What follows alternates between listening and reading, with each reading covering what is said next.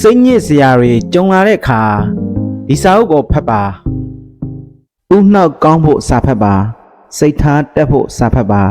ဘဝလောကရန်ခဏရရှိဖို့စာဖတ်ပါလူလိမ်မခံရဖို့တုဒ္ဒစာပေဖတ်ပါလိညာတက်သူမဖြစ်ဖို့ရတ္တစာပေဖတ်ပါစာဖတ်မအားလို့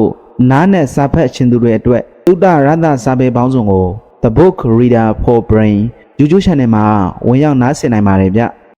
အဆိုးနဲ့ကြုံရင်အကောင်းကိုသတိရပါဖြစ်နိုင်တာတွေကစလို့ပါမဖြစ်နိုင်တာတွေကိုမတွေးပါနဲ့ကိုလုံနိုင်တာကိုအားစိတ်ပြီးလုပ်ပါဘာမှမလုပ်နိုင်ပါလားလို့အဆိုးကိုတွေးနေမိဆိုရင်ကိုမှရှိတဲ့ကောင်းခွက်တွေပျောက်သွားတတ်ပါတယ်ဒါကြောင့်အဆိုးနဲ့ကြုံတဲ့အခါအကောင်းကိုသတိရလိုက်ပါစာပေချစ်သူများအားလုံးပဲမင်္ဂလာပါဗျ The Book Reader for Brain YouTube Channel မှာပြန်လည်ကြိုဆိုပါရစေယခုမိတ်ဆွေတို့ကိုမျှဝေပေးမယ့်စာအုပ်ကတော့စာရေးသူအရှင်ဝရဗုဒ္ဓဓမ္မခရီးဖို့ရေးသားထားတဲ့အဆိုးနဲ့ကြုံရင်အကောင်းကိုသတိရပါဆိုတဲ့စာအုပ်မှာဒုတိယပိုင်းအနေနဲ့စာအုပ်အဆုံးထိသင်ခန်းစာ33ခုကိုမျှဝေဖတ်ပြပေးသွားမှာဖြစ်ပါတယ်ပထမပိုင်းအနေနဲ့သင်ခန်းစာ1မှသင်ခန်းစာ30အထိမျှဝေဖတ်ပြပေးထားပြီဖြစ်လို့ YouTube Channel မှာဝင်ရောက်နားဆင်နိုင်ပါတယ်ဗျဒါဆိုစလိုက်ကြအောင်ဗျအခန်း31အလွေးသုံးကားမလုပ်ပါနဲ့လူမှာအမှားမှန်ကိုသိမြင်နားလည်နိုင်ဆုံးရှိအောင်လုပ်ဖို့ကျမ်းမာစွာနဲ့အသက်ရှင်နေမှုဟာအခွင့်အထူးကိုရရှိထားတာပါအဲ့ဒီအခွင့်အထူးကိုအကျိုးရှိအောင်တန်ဖိုးရှိအောင်အသုံးမချပဲနေထိုင်သွားမယ်ဆိုရင်ဘဝဟာအရှုံးဖက်မှသာရှိပါတယ်ကိုယ်ဉာဏ်စွန်းကိုအစွန်းထက်အောင်တွေးဖို့ကကိုယ်မှသာတာဝန်ရှိပါတယ်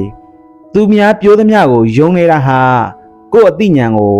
အလွေးသုံးစားလုပ်လိုက်တာပါပဲကိုယ့်ရဲ့အသိဉာဏ်ကိုအလွေးသုံးစားလုပ်ရင်ကိုယ့်ရဲ့အသိဉာဏ်ဟာအစွမ်းထက်နိုင်သလောက်မထက်တော့ဘူးသူများထစ်ပေးတဲ့ပြင်မအသိလောက်နဲ့ကျင်နေရပါလိမ့်မယ်နေ့စဉ်ကိုယ့်ရဲ့အသိဉာဏ်အဆင့်မြင့်အောင်လုပ်နိုင်တဲ့စွမ်းအားတွေကိုလေ့ကျင့်ထားဖို့လိုပါတယ်အခန်း32အများကြီးမသိပေမဲ့တိတလောက်နဲ့တင်းကြီးရင့်ကျက်ရင်ဘဝဟာအဆင့်မြင့်လာတာပါပဲဘဝမှာအများကြီးမသိရင်နေပါစေတိတလောက်လေးကိုတော့အကျိုးရှိတဲ့အသည့်အဓိပ္ပာယ်ရှိတဲ့အသည့်ဖြစ်သွားအောင်ကျင့်သုံးဖို့ကအဓိကပါပဲနေနေလေးသာသိသေးတယ်ဆိုပြီးအားငယ်စရာမလိုပါဘူးနေနေလေးသိတဲ့သူကိုလေအထင်သေးစရာမလိုပါဘူးများများသိတဲ့သူကိုလေအထင်ကြီးစရာမလိုပါဘူးအထင်သေးမှုအထင်ကြီးမှုတွေကကိုယ်စိတ်နေသဘောထားကိုပျက်စီးစေပါတယ်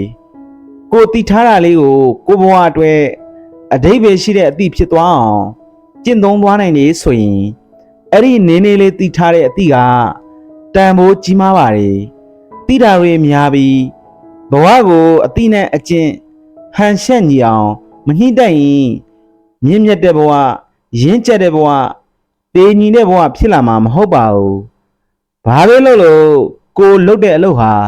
တန်ဖိုးရှိဖို့ပဲလိုပါတယ်အနှစ်သာရရှိဖို့ပဲလိုပါတယ်သူတစ်ပါးကိုမထိခိုက်ဖို့ပဲလိုပါတယ်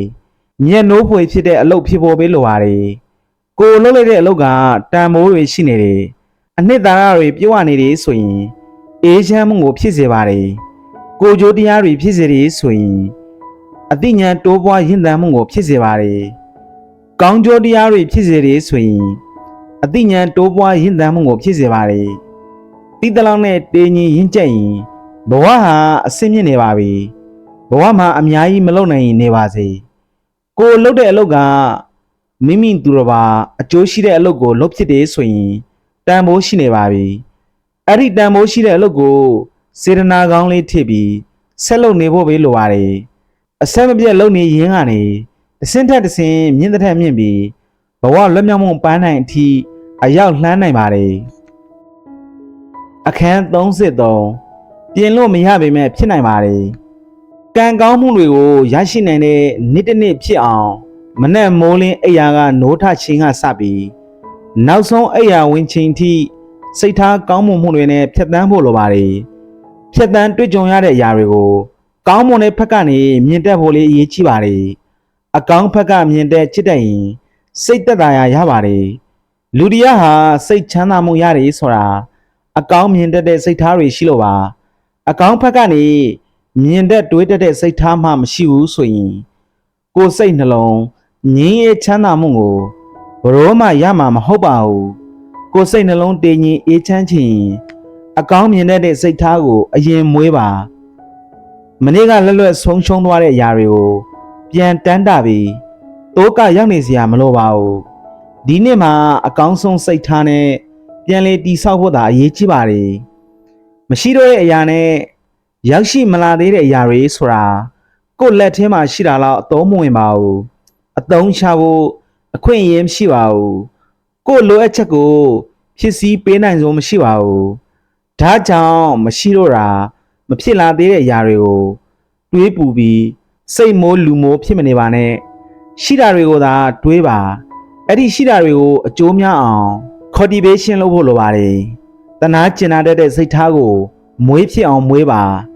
ချစ်ခင်တဲ့မျက်စိနဲ့ကြည့်ဖြစ်အောင်ကြည့်ပါလူတယောက်ရဲ့မွေးရပါရုပ်ဆိုးမှုကိုပြင်လို့မရနိုင်ပေမဲ့ကံကောင်းအောင်လို့ပြင်လို့ရနိုင်ပါတယ်စိတ်ထားကောင်းရင်ကံကောင်းမှုတွေဖြစ်လာမှာပါပဲကောင်းတဲ့အလုပ်တွေကိုလုပ်ရင်ကံကောင်းမှုတွေဖြစ်လာမှာပါပဲမွေးရပါရုပ်ဆိုးမှုကိုပြင်လို့မရပေမဲ့တနာကျင်နာမှုချစ်ခင်တတ်မှုတို့ကတော့ဘဝကိုလှပအောင်ပြင်ပေးနိုင်ပါတယ်အညိုးအတေးတွေကိုမစ်ဖြစ်အောင်မစ်ထားဖို့လိုပါတယ်ပူလောင်မှုတွေကိုဆုပ်ကင်မထားဖို့အရေးကြီးပါတယ်ပူလောင်မှုတွေကိုဆုပ်ကင်ထားရင်ဘဝဟာဘလို့မှအေးချမ်းလှပမှုကိုရနိုင်မှာမဟုတ်ပါဘူး Keep the joyful memory ကတော့ကံကောင်းမှုကိုရရှိစေတဲ့အကောင်းဆုံးနဲ့ထိရောက်မှုအချိဆုံးနီးလန်းပါပဲဆိုတာကိုမေ့မထားလိုက်ပါနဲ့အခန်း34ဘလို့လိုးကရန်နဲ့ပဲကြုံပါသည်အကောင်းလိုးကရန်တွေနဲ့တွေ့တဲ့အခါမိမိကိုယ်ခံနိုင်ရရှိနေပါလားလို့ထင်တတ်ကြပါတယ်အဆိုးလိုးကရန်တွေနဲ့တွေ့ရမှအပြိုးလွေသလောက်လက်တွေ့မှာခံနိုင်ရရှိဖို့မလွယ်ပါဘူးလိုချင်တာတွေကိုရတဲ့အခါစိတ်ထားတတ်မှုနဲ့လိုချင်တာတွေကိုမရတဲ့အခါဖြစ်ပေါ်မိတဲ့စိတ်ထားတွေကိုတတိထားဆင်ခြင်ကြည့်ရင်ကိုယ့်ရဲ့အခြေအနေကိုသိနိုင်ပါတယ်နှစ်သက်တဲ့အရာတွေကိုရရှိခံစားနေရချိန်နဲ့မနှစ်သက်တဲ့အရာတွေကိုမြင်ရကြားရချိန်မှာခံစားရတဲ့စိတ်ထားတွေဟာအစပေါင်းများစွာကွာရှားပါတယ်ကိုယ်ဆင်းရဲမှုစိတ်ဆင်းရဲမှုဖြစ်တဲ့အခါခံနိုင်ရရှိဖို့အတွက်တရားကိုရသမျှအားထုတ်ထားဖို့လိုပါတယ်အချိန်ရသလောက်တရားအားထုတ်ထားတဲ့သူမှာအကောင်းလိုးကရန်နဲ့ပဲတွေ့အဆိုးလိုးကရန်နဲ့ပဲကြုံအသိဉာဏ်ရင့်ကျက်မှုရှိတော့ခံနိုင်ရရှိပါတယ်ကိုယ်ဆင်းရဲမှုစိတ်ဆင်းရဲမှုအလိုမကျမှုအစင်မပြေမှုတွေနဲ့ကြုံရရင်လေအများကြီးတက်တောင်းတက်တာနေနိုင်ပါတယ်စိတ်ဆင်းရဲမှုအများကြီးတက်တာမှုရစေပါတယ်ကိုယ်ပင်ပန်းပေမဲ့စိတ်မနှောအောင်နေတတ်တယ်ကိုယ်ဆင်းရဲမှုဖြစ်ရပေမဲ့စိတ်ဆင်းရဲမှုမဖြစ်အောင်အတက်နိုင်ဆုံးနေတတ်တယ်ဒီလိုအခြေအနေတွေနဲ့ကြုံရဆုံရမှတရားအားထုတ်ထားတဲ့အကျိုးကျေးဇူးတရားရဲ့တန်ဖိုးတရားရဲ့စွန့်ရည်တရားရဲ့တန်ဖိုးကိုနားလေသဘောပေါက်မယ်တရားအားထုတ်မှုမရှိရင်တော့အဲ့ဒီလိုခံစားမှုမျိုးကိုရမှာမဟုတ်ပါဘူးတရားအားထုတ်တယ်ဆိုတာနေမကောင်းဖြစ်တဲ့သူအတွက်ဆေးကိုမှီဝဲရပါတယ်ကျမ်းမာရေးမကောင်းဖြစ်တဲ့အခါလိမ့်ဆင်းတဲ့တိုင်လိမ့်ဆေးကိုအသုံးပြုရပါတယ်တောက်ဆေးနဲ့တိုင်တောက်ဆေးကိုအသုံးပြုရပါတယ်ထိုးဆေးနဲ့တိုင်ထိုးဆေးကိုအသုံးပြုရပါလိမ့်မယ်အသက်အရွယ်မရွေးအားထုတ်လို့ရပါတယ်အသက်ကြီးမှအားထုတ်ရမယ်လို့သတ်မှတ်ချက်မရှိပါဘူးနင်းနေအားထုတ်ထားရင်နင်းနေအကျိုးကျေးဇူးရှိတာကိုခံစားရပါမယ်များများအားထုတ်ထားရင်အကျိုးကျေးဇူးကြီးမားပုံကိုထိထိမိမိခံစားရမယ်အမြဲအားထုတ်နေသူအတွက်တော့ရင့်ကျက်တည်ငြိမ်မှုကိုခိုင်မြဲစေပါတယ်အမြဲတမ်းတရားအားထုတ်ထားတဲ့သူမှာအကောင်းအဆိုးလောကရန်တွေနဲ့ဝမ်းသာဝမ်းနေဖြစ်ပေါ်ခံစားရမှုထက်လေးနဲ့တဲ့အသိဉာဏ်ကိုရသွားပါတယ်အထူးသဖြင့်အဆိုးလောကရန်တွေနဲ့တွေ့တဲ့အခါတရားအသိရင့်ကျက်မှုရှိနေလို့စိတ်သက်သာရာစိတ်ဖြစ်စီးရပါတယ်အခန်း35အကောင်းဖတ်တို့ဘဝဆိုတာအမြင့်တင်ယူလိုမှုမြင့်တင်လိုမှုရှိမှအစင်းမြင့်တဲ့ဘဝဖြစ်တာပါအတွေ့အကြုံထရလေအစင်းမြင့်အောင်တင်ယူနိုင်ရမယ်အဖြစ်ပြက်တွေကလေသင်ခန်းစာကောင်းတွေယူတတ်ဖို့လိုပါတယ် နေစဉ်ဘဝမှာအဖြစ်ပြက်အတွေ့အကြုံတွေကိုကိုယ့်ရဲ့ခံယူချက်ရီမန်းချက်အပေါ်မှာအကောင်းဆုံးရလဒ်တွေထွက်ပေါ်ဖို့အရေးကြီးပါတယ်အကောင်းဆုံးရလဒ်တွေထွက်ဖို့ဆိုတာအကောင်းတဲ့အဆိုးတွေ့ကြုံသမျှကိုအကောင်းဘက်ကနေခံစားပေးနိုင်ဖို့ပါပဲအကောင်းဘက်ကနေမြင်တတ်ဖို့အတွက်သဘောထားမှန်ဖို့အရေးကြီးပါတယ်နှလုံးသွင်းမှန်ကန်ဖို့အရေးကြီးပါတယ်မကောင်းအမြင်ဆိုတာအကုသိုလ်ပါစိတ်ကိုမင်းညစ်စေတဲ့အရာပါအဲ့ဒီမကောင်းမှုဆိုတဲ့အရာကိုမကောင်းဘူးလို့သိတာကကုသိုလ်ပါသိနေတဲ့စိတ်ကကုသိုလ်စိတ်ပါဖြူစင်နေတဲ့စိတ်ပါတန့်ရှင်းနေတဲ့စိတ်ပါတနည်းအားဖြင့်ဆိုရင်ပညာပါဒေါသထွက်နေတယ်ဆိုရင်ဒေါသကအကုသိုလ်ဒေါသထွက်နေတာကိုဒေါသထွက်နေမှန်းသိတယ်ဆိုရင်သိတာကုသိုလ်ပါဖြစ်ပျက်သမျှအရာတွေ့ကြုံသမျှအရာတွေကိုအကောင်းဖက်သို့ transform လုပ်နိုင်ဖို့ကအရေးအကြီးဆုံးပါအခန်း36မြင့်မြတ်တဲ့ဘဝမကောင်းတဲ့အခြေအနေကနေကောင်းတဲ့အခြေအနေဖြစ်အောင်လုပ်ခွင့်ရှိလို့လူဘဝကိုမြင့်မြတ်တယ်လို့ဆိုပါတယ်မြတ်သောအကျင့်ကိုကျင့်သုံးနိုင်ခွင့်ရှိလို့လူဘဝကိုမြင့်မြတ်တယ်လို့ဆိုပါတယ်မြင့်မြတ်သောအကျင့်ကိုမကျင့်သုံးသူအတွက်တော့လူဘဝကိုမြင့်မြတ်တယ်လို့ပြောဖို့မလွယ်ပါဘူးအရှုပ်တွေကြားထဲမှာရှင်းအောင်နေတတ်တဲ့အခွင့်အရေးကိုအသုံးချနိုင်မှလူဘဝဟာမြင့်မြတ်တယ်လို့ဆိုနိုင်ပါတယ်ဆင်းရဲတဲ့အခြေအနေကနေချမ်းသာအောင်လုပ်နိုင်ခွင့်ရှိလို့ထိုဆင်းရဲကနေလွတ်မြောက်အောင်စွမ်းဆောင်နိုင်တဲ့စွမ်းရည်တွေရှိလို့လူဘဝကိုမြင့်မြတ်တယ်လို့ဆိုပါတယ်အခန်း30ခွန်အသိဉာဏ်ကိုအစစ်မြင့်တင်ပါတရားဆိုတာကိုကြိုးစားအားထုတ်ရင်ကိုယ်တိုင်သိနိုင်ပါတယ်ကိုယ်တိုင်သိတာကိုတရားရဲ့ဂုဏ်တို့အည်သွေးထင်မှာတော့တန်ဋိဋ္ဌိကိုလို့ဆိုပါတယ်တန်ဋိဋ္ဌိကဂုဏ်တော်နဲ့ဆက်ဆက်လို့သူများပါဇက်ဖျားမှာလမ်းဆုံးမနေနဲ့ဆိုတဲ့မိုးကုတ်ဆရာတော်ဘုရားရဲ့အဆုံးအမတစ်ခုကအလွန်သိမ်မွေ့နေနေပြီးအဓိပ္ပာယ်ပြေဝပါတယ်တရားဆိုတာကိုယ်တိုင်ကျင့်မှကိုယ်တိုင်သိရတာပါနတ်နေတဲ့တရားတို့ရဲ့အရသာကိုယ်တိုင်သိရှင်လို့တကယ်ကြိုးစားအားထုတ်ရင်အချိန်ကာလစောင့်နေစရာမလိုပါဘူးအခုလို့အခုကျင့်အခုသိပါတယ်အဲ့ဒါကိုအကာလိကိုလို့ဆိုပါတယ်နေ့စဉ်ရွတ်ဖတ်နေတဲ့တရားဂုဏ်တော်တွေရဲ့လေးနက်မှုရှိတာတွေကိုနားလေသဘောပေါက်ထားဖို့လိုပါတယ်တရားဆိုတာဉာဏ်ပညာရှိသူတွေမှသာသိနိုင်တဲ့အရာပါဒါကိုတရားဂုဏ်တော်ထဲမှာပြစ္ဆဒံဝေဒိတဘောဝိညွန်ဟိလို့ဆိုပါတယ်တရားဆိုတာအလွန်အစစ်မြင့်တဲ့အရာပါပင်ကိုအားဖြင့်အစစ်မြင့်နေတဲ့တရားတော်ကိုသိရှင်ကိုယ့်ရဲ့အသိဉာဏ်လေးပေကိုအစစ်မြင့်မှရပါတယ်အသိဉာဏ်မြင့်မားလေလေတရားတော်ရဲ့အကျိုးကျေးဇူးတွေကိုသိရလေလေပါပဲအလွန်မြင့်မြတ်တဲ့တရားကိုမြင့်မြတ်တဲ့စိတ်ထားနဲ့ကျင့်သုံးလိမ့်နာနိုင်မှသိနိုင်ပါတယ်အခန်း38ဆွလမချမ်းသာသိမ့်ပိတ်ထားရတာကိုလူတိုင်းလုပ်နိုင်ကြပါတယ်ဒါပေမဲ့ဆွလွတ်ခြင်းကိုကြတော့သူတော်ကောင်းတွေမှသာလုပ်နိုင်ပါတယ်လူမိတ်တွေကသိမ့်ပိတ်မှုဖြင့်အောင်မွေးခံပါတယ်သူတော်ကောင်းတွေကဆွလွတ်မှုဖြင့်အောင်မွေးခံပါတယ်သိမ့်ပိတ်တယ်ဆိုတဲ့အထဲမှာသက်ရှိအရာတွေရောတက်မဲ့အရာတွေပါများစွာပါရှိပါတယ်ဘာတွေကိုသိမ့်ပိတ်နေကြရလဲဆိုတော့တက်မဲ့ဆွေးလန်းခြင်းကိုသိမ့်ပိတ်ထားကြပါတယ်စိတ်ဆိုးခြင်းစိတ်တူခြင်းအမျက်ထွက်ခြင်းတွေကိုသိမ့်ပိတ်ထားကြပါတယ်ထောင်လွှားခြင်းကိုသိမ့်ပိတ်ထားကြပါတယ်အယူအဆွေမှားခြင်းကိုသိမ့်ပိတ်ထားကြပါတယ်ယုံမှားတန်တရားဖြစ်ခြင်းကိုသိမ့်ပိတ်ထားကြပါတယ်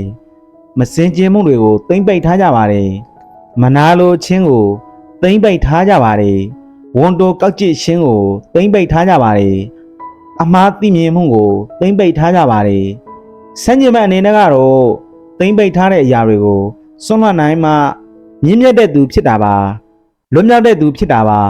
ငြိမ်းချမ်းတဲ့သူဖြစ်တာပါနင်းနေစွန့်လွတ်ရင်နင်းနေလွတ်မြောက်ပါတယ်နင်းနေစင်ကြယ်ပါတယ်ဖြူစင်တန့်ရှင်းပါတယ်များများစွန့်လွတ်ရင်များများစင်ကြယ်ပါတယ်အဆုံးစွန်ထိစွန့်လွတ်ရင်အနှိုင်းမဲ့လွတ်မြောက်ပါလိမ့်မယ်ဆိုတာပါပဲအခန်း30ကိုအသိရှိရှိနေတတ်ပါစေလူအများဟာသိဖို့ထက်ရဖို့ကိုပိုပြီးဦးစားပေးကြပါတယ်နာမည်ရဖို့အလုပ်လုပ်ကြတယ်ဂုဏ်ရဖို့အလုပ်လုပ်ကြတယ်ဒါကြောင့်မအေးချမ်းတာပဲရရှိထားတဲ့ဘဝခန္ဓာကိုအသိရှိရှိအဓိပ္ပာယ်ရှိရှိအကျိုးရှိရှိနေထိုင်သွားရမှာကို မသိတဲ့သူကတော့ဂုံမရလေဒုက္ခဂုံရလေဒုက္ခပါပဲဘဝခန္ဓာရထားယုံနဲ့ကျင့်တဲ့မနေသင့်ပါဘူးအဲ့ဒီရရှိထားတဲ့ခန္ဓာကိုဘယ်လိုအတိတ်ပဲရှိအောင်နေထိုင်သွားရမယ်ဆိုတာကိုသိဖို့ကပိုအရေးကြီးပါတယ်ရရှိထားတဲ့ဘဝခန္ဓာတဲ့အဲ့ဒီရရှိထားတဲ့ဘဝခန္ဓာကိုအသိပညာရရှိရအသိပညာဖွံ့ဖြိုးတိုးတက်ရေးကောင်းကျိုးဖြစ်ထွန်းရေးတွေအတွက်အသုံးပြုတာကပိုပြီးတန်ဖိုးရှိပါတယ်ပိုပြီးအကျိုးရှိပါတယ်ကျေနပ်မှုအေးချမ်းမှုကိုပိုပြီးပေးစွန်းနိုင်ပါတယ်ရရှိထားတဲ့အသက်ခန္ဓာကိုအသိရှိရှိနဲ့နေသွားရမယ်ဆိုတာကိုသိဖို့အရေးကြီးပါတယ်သိအောင်လေးလုပ်ရပါမယ်အသိရှိရှိအသိကြီးကြီးနဲ့နေတတ်မှဘဝခန္ဓာဟာတန်ဖိုးရှိတာပါအသိရှိရှိအသိကြီးကြီးနဲ့မနေတတ်ရင်ရရှိထားတဲ့ဘဝခန္ဓာဟာထင်သလောက်တန်ဖိုးမရှိပါဘူးလူတရားရဲ့စိတ်ကြည်လင်မှုအေးချမ်းမှုတန်ချင်းမှုဆိုတာတွေဟာသူ့ရဲ့အသိဉာဏ်နဲ့နေမှုအပေါ်မှာမုန်းတည်ပါတယ်စိတ်ကြည်လင်မှုအေးချမ်းမှုတင်းငြိမ်မှုရှိမှသာကိုဘဝရဲ့အည်သွေးဆိုတာဖြစ်လာတာပါကိုဘဝမှာအဆင်ပြေတယ်အဆင်မပြေဘူးဆိုတာတွေဟာလေအဲ့ဒီစိတ်အည်သွေးတွေအပေါ်မှာမုန်းတည်ပြီးဖြစ်လာတာပါတစုံတစ်ရာဟာစိတ်ရဲ့ငြိမ်းချမ်းမှုကိုရပြီဆိုရင်သူ့အတွက်အကျိုးဖြစ်ထွန်းစေမှုမရှိတဲ့အရာတွေကိုမလုပ်တော့ဘူးမကောင်းတဲ့အတွေးတွေနဲ့မကောင်းတဲ့တုံ့ပြန်မှုတွေကိုမလုပ်တော့ပါဘူးအခန်း40ရိုးသားမှုပျောက်ဆုံးသွားတဲ့အခါကိုယ့်ရဲ့မျောလင်းချက်တွေအကောင်းတွေဖော်နိုင်ဖို့ကိုရွေးချယ်ထားတဲ့အလုပ်တစ်ခုကိုအကောင်းဆုံးဖြစ်အောင်လုပ်ပါဒါပေမဲ့လူတွင်ကျေလုပ်ပြီးကြွားတာမဖြစ်ပါစေနဲ့ကြွားရှင်တာနဲ့စားလို့ရင်အချက်တကွေးဖြစ်တာနဲ့အဆုံးသက်မလားဖြစ်တတ်တယ်အထင်ကြီးခံရှင်လုံးလို့စားလို့ရင်အထင်သေးခံရတာနဲ့လမ်းဆုံးတတ်ပါတယ်လူတွေသိအောင်ဆိုပြီးပြိုးလွန်းရင်လေအထင်သေးခံရတတ်ပါတယ်မပြိုးဘဲနေတော့လေရိုးတွေအတွေထင်ကြတာလောကသဘာဝပါတကယ်တော့ရိုးတွေအတွေလို့အထင်ခံရတာဟာအကြီးမားဆုံးဆုံးရှုံးမှုမဟုတ်သေးပါလားကိုယ့်ရဲ့ရိုးသားမှုပျောက်ဆုံးသွားတာကသာကြီးမားတဲ့ဆုံးရှုံးမှုပဲဖြစ်ပါတယ်ရိုးသားစွာနဲ့အကောင်းဆုံးဖြစ်အောင်လုပ်ရင်တန့်ချင်းတဲ့အောင်မြင်မှုကိုရနိုင်ပါတယ်ဘဝကိုရိုးသားမှုနဲ့တည်ဆောက်ရင်စိတ်တော်ရာမြင့်မြတ်လာမယ်နှလုံးသားလှပမှုရဲ့အငွေ့အသက်တွေကိုခံစားရသူတိုင်းငြင်းအေးတဲ့ခဏတာကိုခိုးလုံးခွင့်ရမယ်ဒါကြောင့်ကိုယ့်ရဲ့မျှော်လင့်ချက်တွေကိုရိုးသားစွာကြိုးစားရင်အကောင်းအထည်ဖို့လိုအပ်ပါတယ်ဆိုတာပါပဲအခန်း41ကုသိုလ်ကြောင့်ချမ်းသာနေ့စဉ်ဘဝမှာဖြစ်သမျှအရာတွေကိုသိနေဖို့ကအရေးကြီးပါတယ်ဘေးအရာမှအကြကြီးမဟုတ်ဘူးဆိုတာကိုပါအလေးနဲ့သိဖို့လိုအပ်ပါတယ်အရေးကြီးဆုံးကဖြစ်လာသမျှကြားသမျှမြင်သမျှအာယုံပေါ်မှာလိတ်သိနေဖို့ပါဖြစ်ပျက်သမျှအရာတွေကိုသိနေရင်ကုသိုလ်ဖြစ်ပါတယ်သိတိုင်းသိတိုင်းကုသိုလ်စိတ်ဖြစ်နေပါတယ်ဖြစ်သမျှပြက်သမျှမြင်သမျှကြားသမျှအရာတွေကိုသိနေတဲ့စိတ်ဆိုတာတတိနဲ့နေတဲ့စိတ်ပါတတိနဲ့နေတဲ့စိတ်ကမေတ္တာတွေပြည့်နေပါတယ်ခွင့်လွှတ်တတ်ပါတယ်တရားအားထုတ်နေတဲ့အခါကောင်းတာဆိုးတာနာတာရားတာတွေကိုသိနေရင်ပဲကုသိုလ်စိတ်ဖြစ်နေပါပြီကောင်းတာပဲဖြစ်ဖြစ်ဆိုးတာပဲဖြစ်ဖြစ်အလိုကြတာပဲဖြစ်ဖြစ်မလိုမကြတာပဲဖြစ်ဖြစ်အဲ့ဒီဖြစ်ပေါ်နေတဲ့အရာတွေကိုသိနေဖို့ကအရေးအကြီးဆုံးပါဘေးအရာမှာကိုယ့်အလိုကြကိုဖြစ်ချင်တယ်လို့မဖြစ်ဘူးဆိုတာကိုသိထားရပါမယ်မဖြစ်ချင်တဲ့အရာတွေဖြစ်ရင်းနဲ့ပဲဘဝခရီးကိုရှောင်လန်းနေကြရတာပါအိုခြင်းနာခြင်းတေးခြင်းဆိုတာတွေဟာဘယ်သူမှဖြစ်ချင်ကြတဲ့အရာတွေမဟုတ်ပါဘူးမဖြစ်ချင်ပေမဲ့တနေ့တော့ဖြစ်ကိုဖြစ်ရအောင်မယ်ရင်ဆိုင်ကိုရင်ဆိုင်ရအောင်မယ်မလိုချင်တဲ့အရာတွေကိုရနေရင်းနဲ့ပဲဘဝခရီးကိုရှောင်လန်းနေကြရတာပါအိုခြင်းနာခြင်းတေးခြင်းဆိုတာတွေကိုဘယ်သူမှလိုချင်တာမဟုတ်ပါဘူးမလိုချင်ပေမဲ့တနေ့ရကိုရအောင်မယ်ရင်ဆိုင်ရအောင်မယ်ထိတ်တိတ်တွေးရအောင်မယ်ဘဝဆိုတာမဖြစ်ရှင်တာမလိုချင်တာတွေဖြစ်ရင်းနဲ့ပဲရှောင်လန်းနေကြရတာပါဘေးရာကိုမဆိုသူ့တဘာဝသူ့သဘောကိုသူဆောင်နေကြတဲ့အရာတွေပါလို့လိတ်သိနေတာဟာကုသိုလ်စိတ်နဲ့နေရတဲ့စိတ်ချမ်းသာမှုပါအခန်း40နှစ်အပ္ပမာဒ အပ္ပမရောအမတံပဒံပမာရောမိတ်စုနောပရံအပ္ပမတ္တာနမီယန္တိရေပမတ္တာယထာမတာမမေ့မလျော့ခြင်းဟာနိဗ္ဗာန်၏အကြောင်းပါပေသည်မေ့လျော့ခြင်းဟာတေခြင်း၏အကြောင်းပါပေသည်မမေ့မလျော့သောသူတို့ဟာတေသည်မမိပါကုန်မေ့လျော့သောသူတို့သည်တေသည်မိပါပေတယ်လို့ဓမ္မပဒမှာဆိုပါတယ်နေ့စဉ်ဘဝမှာကောင်းတာတွေကိုသတိရဖို့လိုပါတယ်ကောင်းတာတွေကိုမမေ့တာဟာအပ္ပမာဒတရားပါကုသိုလ်တွေကိုမမေ့တာဟာလေအပ္ပမာဒတရားပါစိတ်ချမ်းသာခဲ့တဲ့အရာတွေကိုမမေ့တာဟာလေအပ္ပမာဒတရားပါကောင်းတဲ့သဘောကိုမမေ့တာဟာလေအပ္ပမာဒတရားပါမကောင်းတာတွေကိုတော့မေ့ဖြစ်အောင်မေ့ထားဖို့လိုပါတယ်လူတယောက်ကကိုယ့်ကိုအပြစ်တင်သွားတယ်ဆိုရင်အဲ့ဒီအပြစ်တင်မှုကိုမေ့မရပဲစိတ်ထဲမှာသိမ်းထားဖို့မလိုပါဘူးမေ့ဖြစ်အောင်မေ့ထားနိုင်ရမယ်မေ့မထားပဲသိမ်းထားတယ်ဆိုရင်စိတ်မဖြောင့်နိုင်ဘူးစိတ်ချမ်းသာဖို့အတွက်အခွင့်အလမ်းတွေနေသွားတယ်ငါ့ကိုဘသူအပြစ်တင်သွားတယ်ဆိုတာကိုတွေးပြီးဒေါသထွက်နေပြီဆိုရင်ကောင်းတာတွေလုပ်ဖို့အတွက်အချိန်တွေနေသွားမယ်ကိုယ်မှာအင်အားတွေကုန်ခန်းသွားမယ်ကိုယ့်ကိုရှီးမွန်းသွားတဲ့သူတွေရှိတယ်ဆိုရင်အဲ့ဒီရှီးမွန်းမှုကိုအမြဲတမ်းသတိတရားရှိနေရမယ်အမြဲတမ်းသတိတရားရှိနေတယ်ဆိုရင်ကိုယ်တဏ္ဍာမှာစိတ်တဲ့အင်အားတွေပြည့်နေပါတယ်ဒါပေမဲ့လူအတော်များများကတော့သူများကကိုယ့်ကိုအပြစ်တင်နေဆိုတာကိုကြာကြာသိမ်းထားကြပြီးစိတ်မချမ်းမသာဖြစ်ကြတာများပါတယ်တကယ်တော့အပြစ်တင်တာတွေကိုသိမ်းထားပြီးစိတ်မချမ်းမသာဖြစ်နေဖို့မဟုတ်ပါဘူးရှီးမိုးခံရတာတွေကိုသာရင်ထဲမှာသိမ်းထားပြီးကိုယ်လန်ကိုယ်ခီကိုယ်ဘဝကိုအကောင်းဆုံးတည်ဆောက်ရမှာဖြစ်ပါတယ်မကျေနပ်စရာတွေကိုမေ့ဖြစ်အောင်မေ့ထားလိုက်ပါကျေနပ်စရာတွေကိုသိမ်းဖြစ်အောင်သိမ်းထားလိုက်ပါကျေနပ်စရာတွေကိုသိမ်းထားပြီးအမြဲတမ်းအမှတ်တရသတိရနေရဆိုရင်မကျေနပ်စရာမကောင်းတဲ့အတွေးခိုတွေဝင်လာဖို့အခွင့်အရေးနေသွားပါလိမ့်မယ်မကောင်းတဲ့အတွေးခိုအကြံစီမဝင်လာတော့ရင်ကောင်းတဲ့အတွေးကောင်းတဲ့အကြံစီတွေနဲ့ဘဝကိုအနှစ်သာရရှိရှိနေတက်သွားမှာပါကိုရထားတဲ့လူဘဝလောက်အဖိုးတန်တဲ့ဘဝဘယ်မှာရှိမလဲလူဘဝဆိုတာ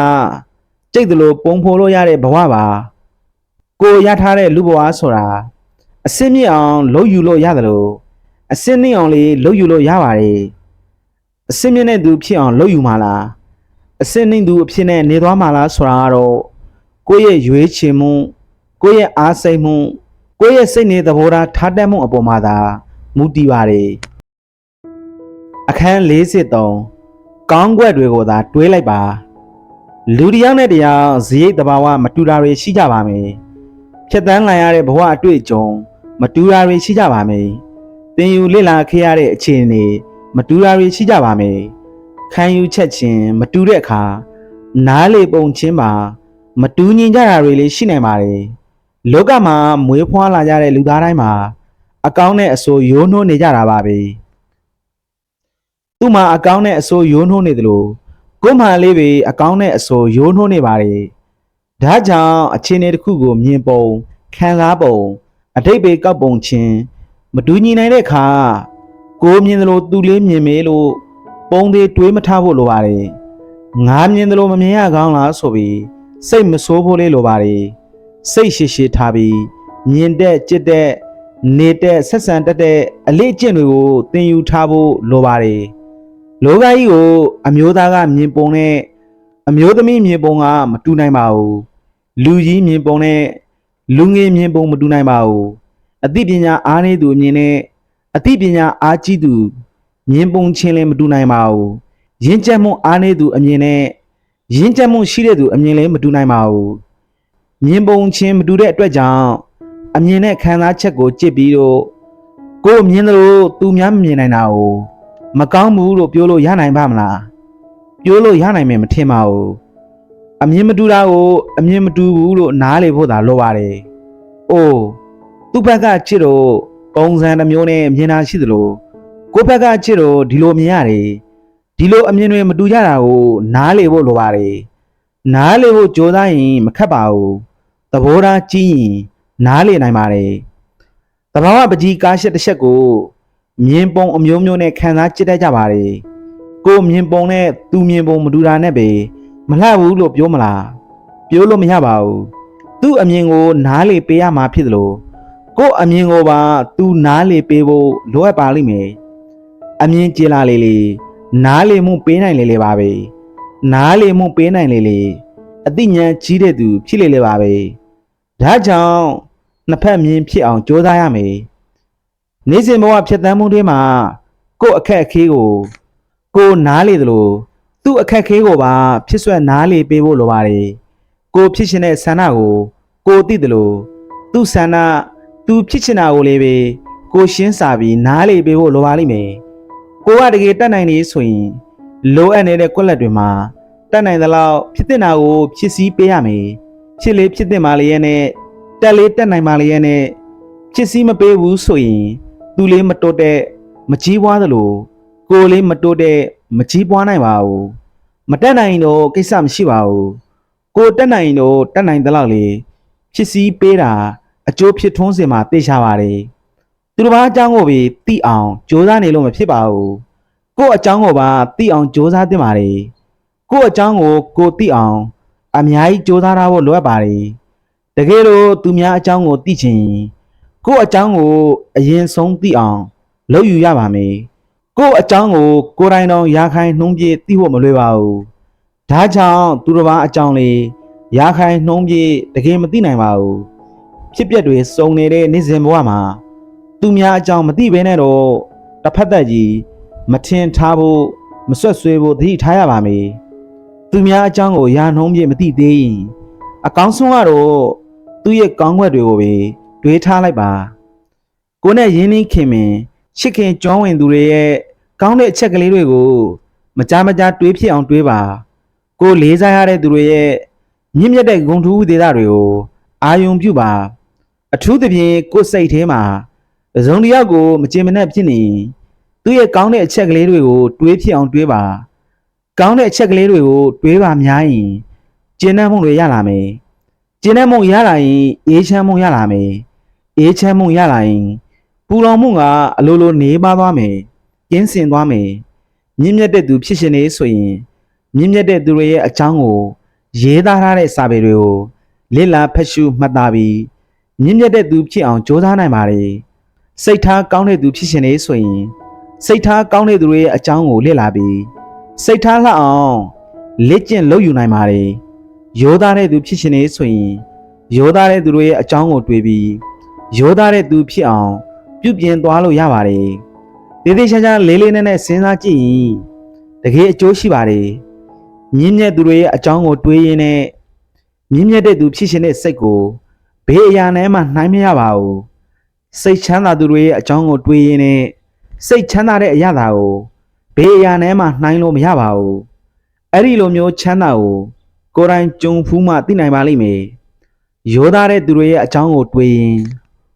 ရိုးသားတဲ့သူတယောက်ဖြစ်သွားတယ်ဆိုရင်လူလောကအတွက်လုံခြုံစိတ်ချရတဲ့သူတယောက်ဖြစ်သွားတယ်ဆိုရင်ရိုးသားတဲ့တန်ဖိုးကိုဘေးအရာနဲ့မှတူနှိုင်းလို့ရနိုင်မယ်မထင်ပါဘူးဒါတွေအားလုံးဟာလူတယောက်ရဲ့အနေအထိုင်အပြုအမူအကျင့်သီလသူ့ရဲ့စိတ်ထားသူ့အသိဉာဏ်သူ့အလေ့အကျင့်နဲ့သူ့ရဲ့နားလည်နိုင်စွမ်းအပေါ်မှာမူတည်ပါတယ်အခန်း44ချမ်းသာခြင်းရဲ့လမ်းစာကိုယ်စိတ်ကိုလိမ်မအောင်ယဉ်ကျေးအောင်ဆုံးမထားလို့ရတဲ့ချမ်းသာမျိုးကိုစိတ်ကိုလက်ကျင့်မှုမှလုံမထားတဲ့သူကမရနိုင်ပါဘူးသိလည်းမသိနိုင်ပါဘူး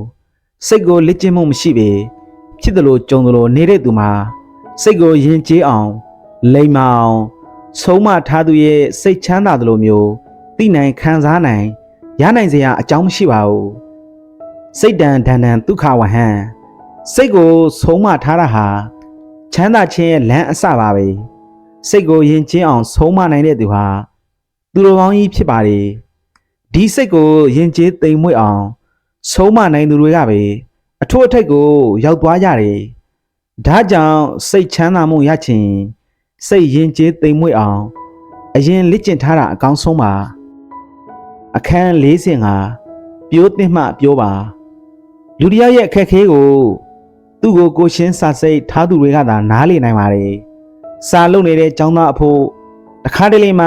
အပြင်ကလူမှုရေးကိစ္စတွေနဲ့ပတ်သက်လို့လုံမပေးနိုင်တာတွေရှိနိုင်ပါတယ်ဒီလိုအခက်အခဲတွေကိုနားလေမပေးပေကို့လိုအပ်ချက်ကိုသာအရေးကြီးတယ်လို့ထင်မှတ်ပြီးလုံမပေးနိုင်တဲ့သူကိုဒါလေးကိုတောင်မှလုံမပေးနိုင်ရကောင်းလားလို့နားလေမှုန်လွေပြီးအမျိုးမျိုးကောက်ချက်ရှာနိုင်ပါတယ်ကို့အခက်အခဲသူ့အခက်အခဲဆိုတာနားလေရခက်ပါတယ်ရှင်းပြရခက်ပါတယ်တခါတလေမှကို့တပည့်လေးစာမေးပွဲအောင်မလားဆိုပြီးဆရာတွေဆရာမတွေစိုးရင်စိတ်တွေဖြစ်တာရှိတယ်တိုးကဖြစ်ရတာတွေရှိပါတယ်မိဘတွေကစင်စင်ရေးနဲ့သားသမီးကိုပညာတက်စေခြင်းလို့ကြောင်းထားပေးတယ်ဒီလိုစင်စင်ရေးရွှေတာနာနဲ့ကြောင်းထားပေးတယ်သားသမီးကစာမေးပွဲကြတယ်ဆိုရင်နောက်နှစ်ဆက်ထားဖို့မလွယ်တော့ဘူးအခက်ခဲတွေကတန်းစီနေတယ်ဒီလိုအခြေအနေမျိုးမှာမိဘကလေစာမေးပွဲမအောင်တဲ့သားသမီးကိုစူပူအပြစ်တင်တယ်စာမေးပွဲမအောင်တဲ့ကလေးဟာတငယ်ချင်းအပေါင်းအသင်းတွေစီမှာအားငယ်ရတယ်ကျောင်းဆရာဆရာမတွေစီမှာလေညံ့တဲ့ကျောင်းသားလို့အထင်ခံရသေးတယ်တငယ်ချင်းတွေစီမှာလေအနှင်ခံရတယ်ဒီလိုအခြေအနေမှာစာမေးပွဲကြတဲ့ကျောင်းသားရဲ့စိတ်ထဲမှာကို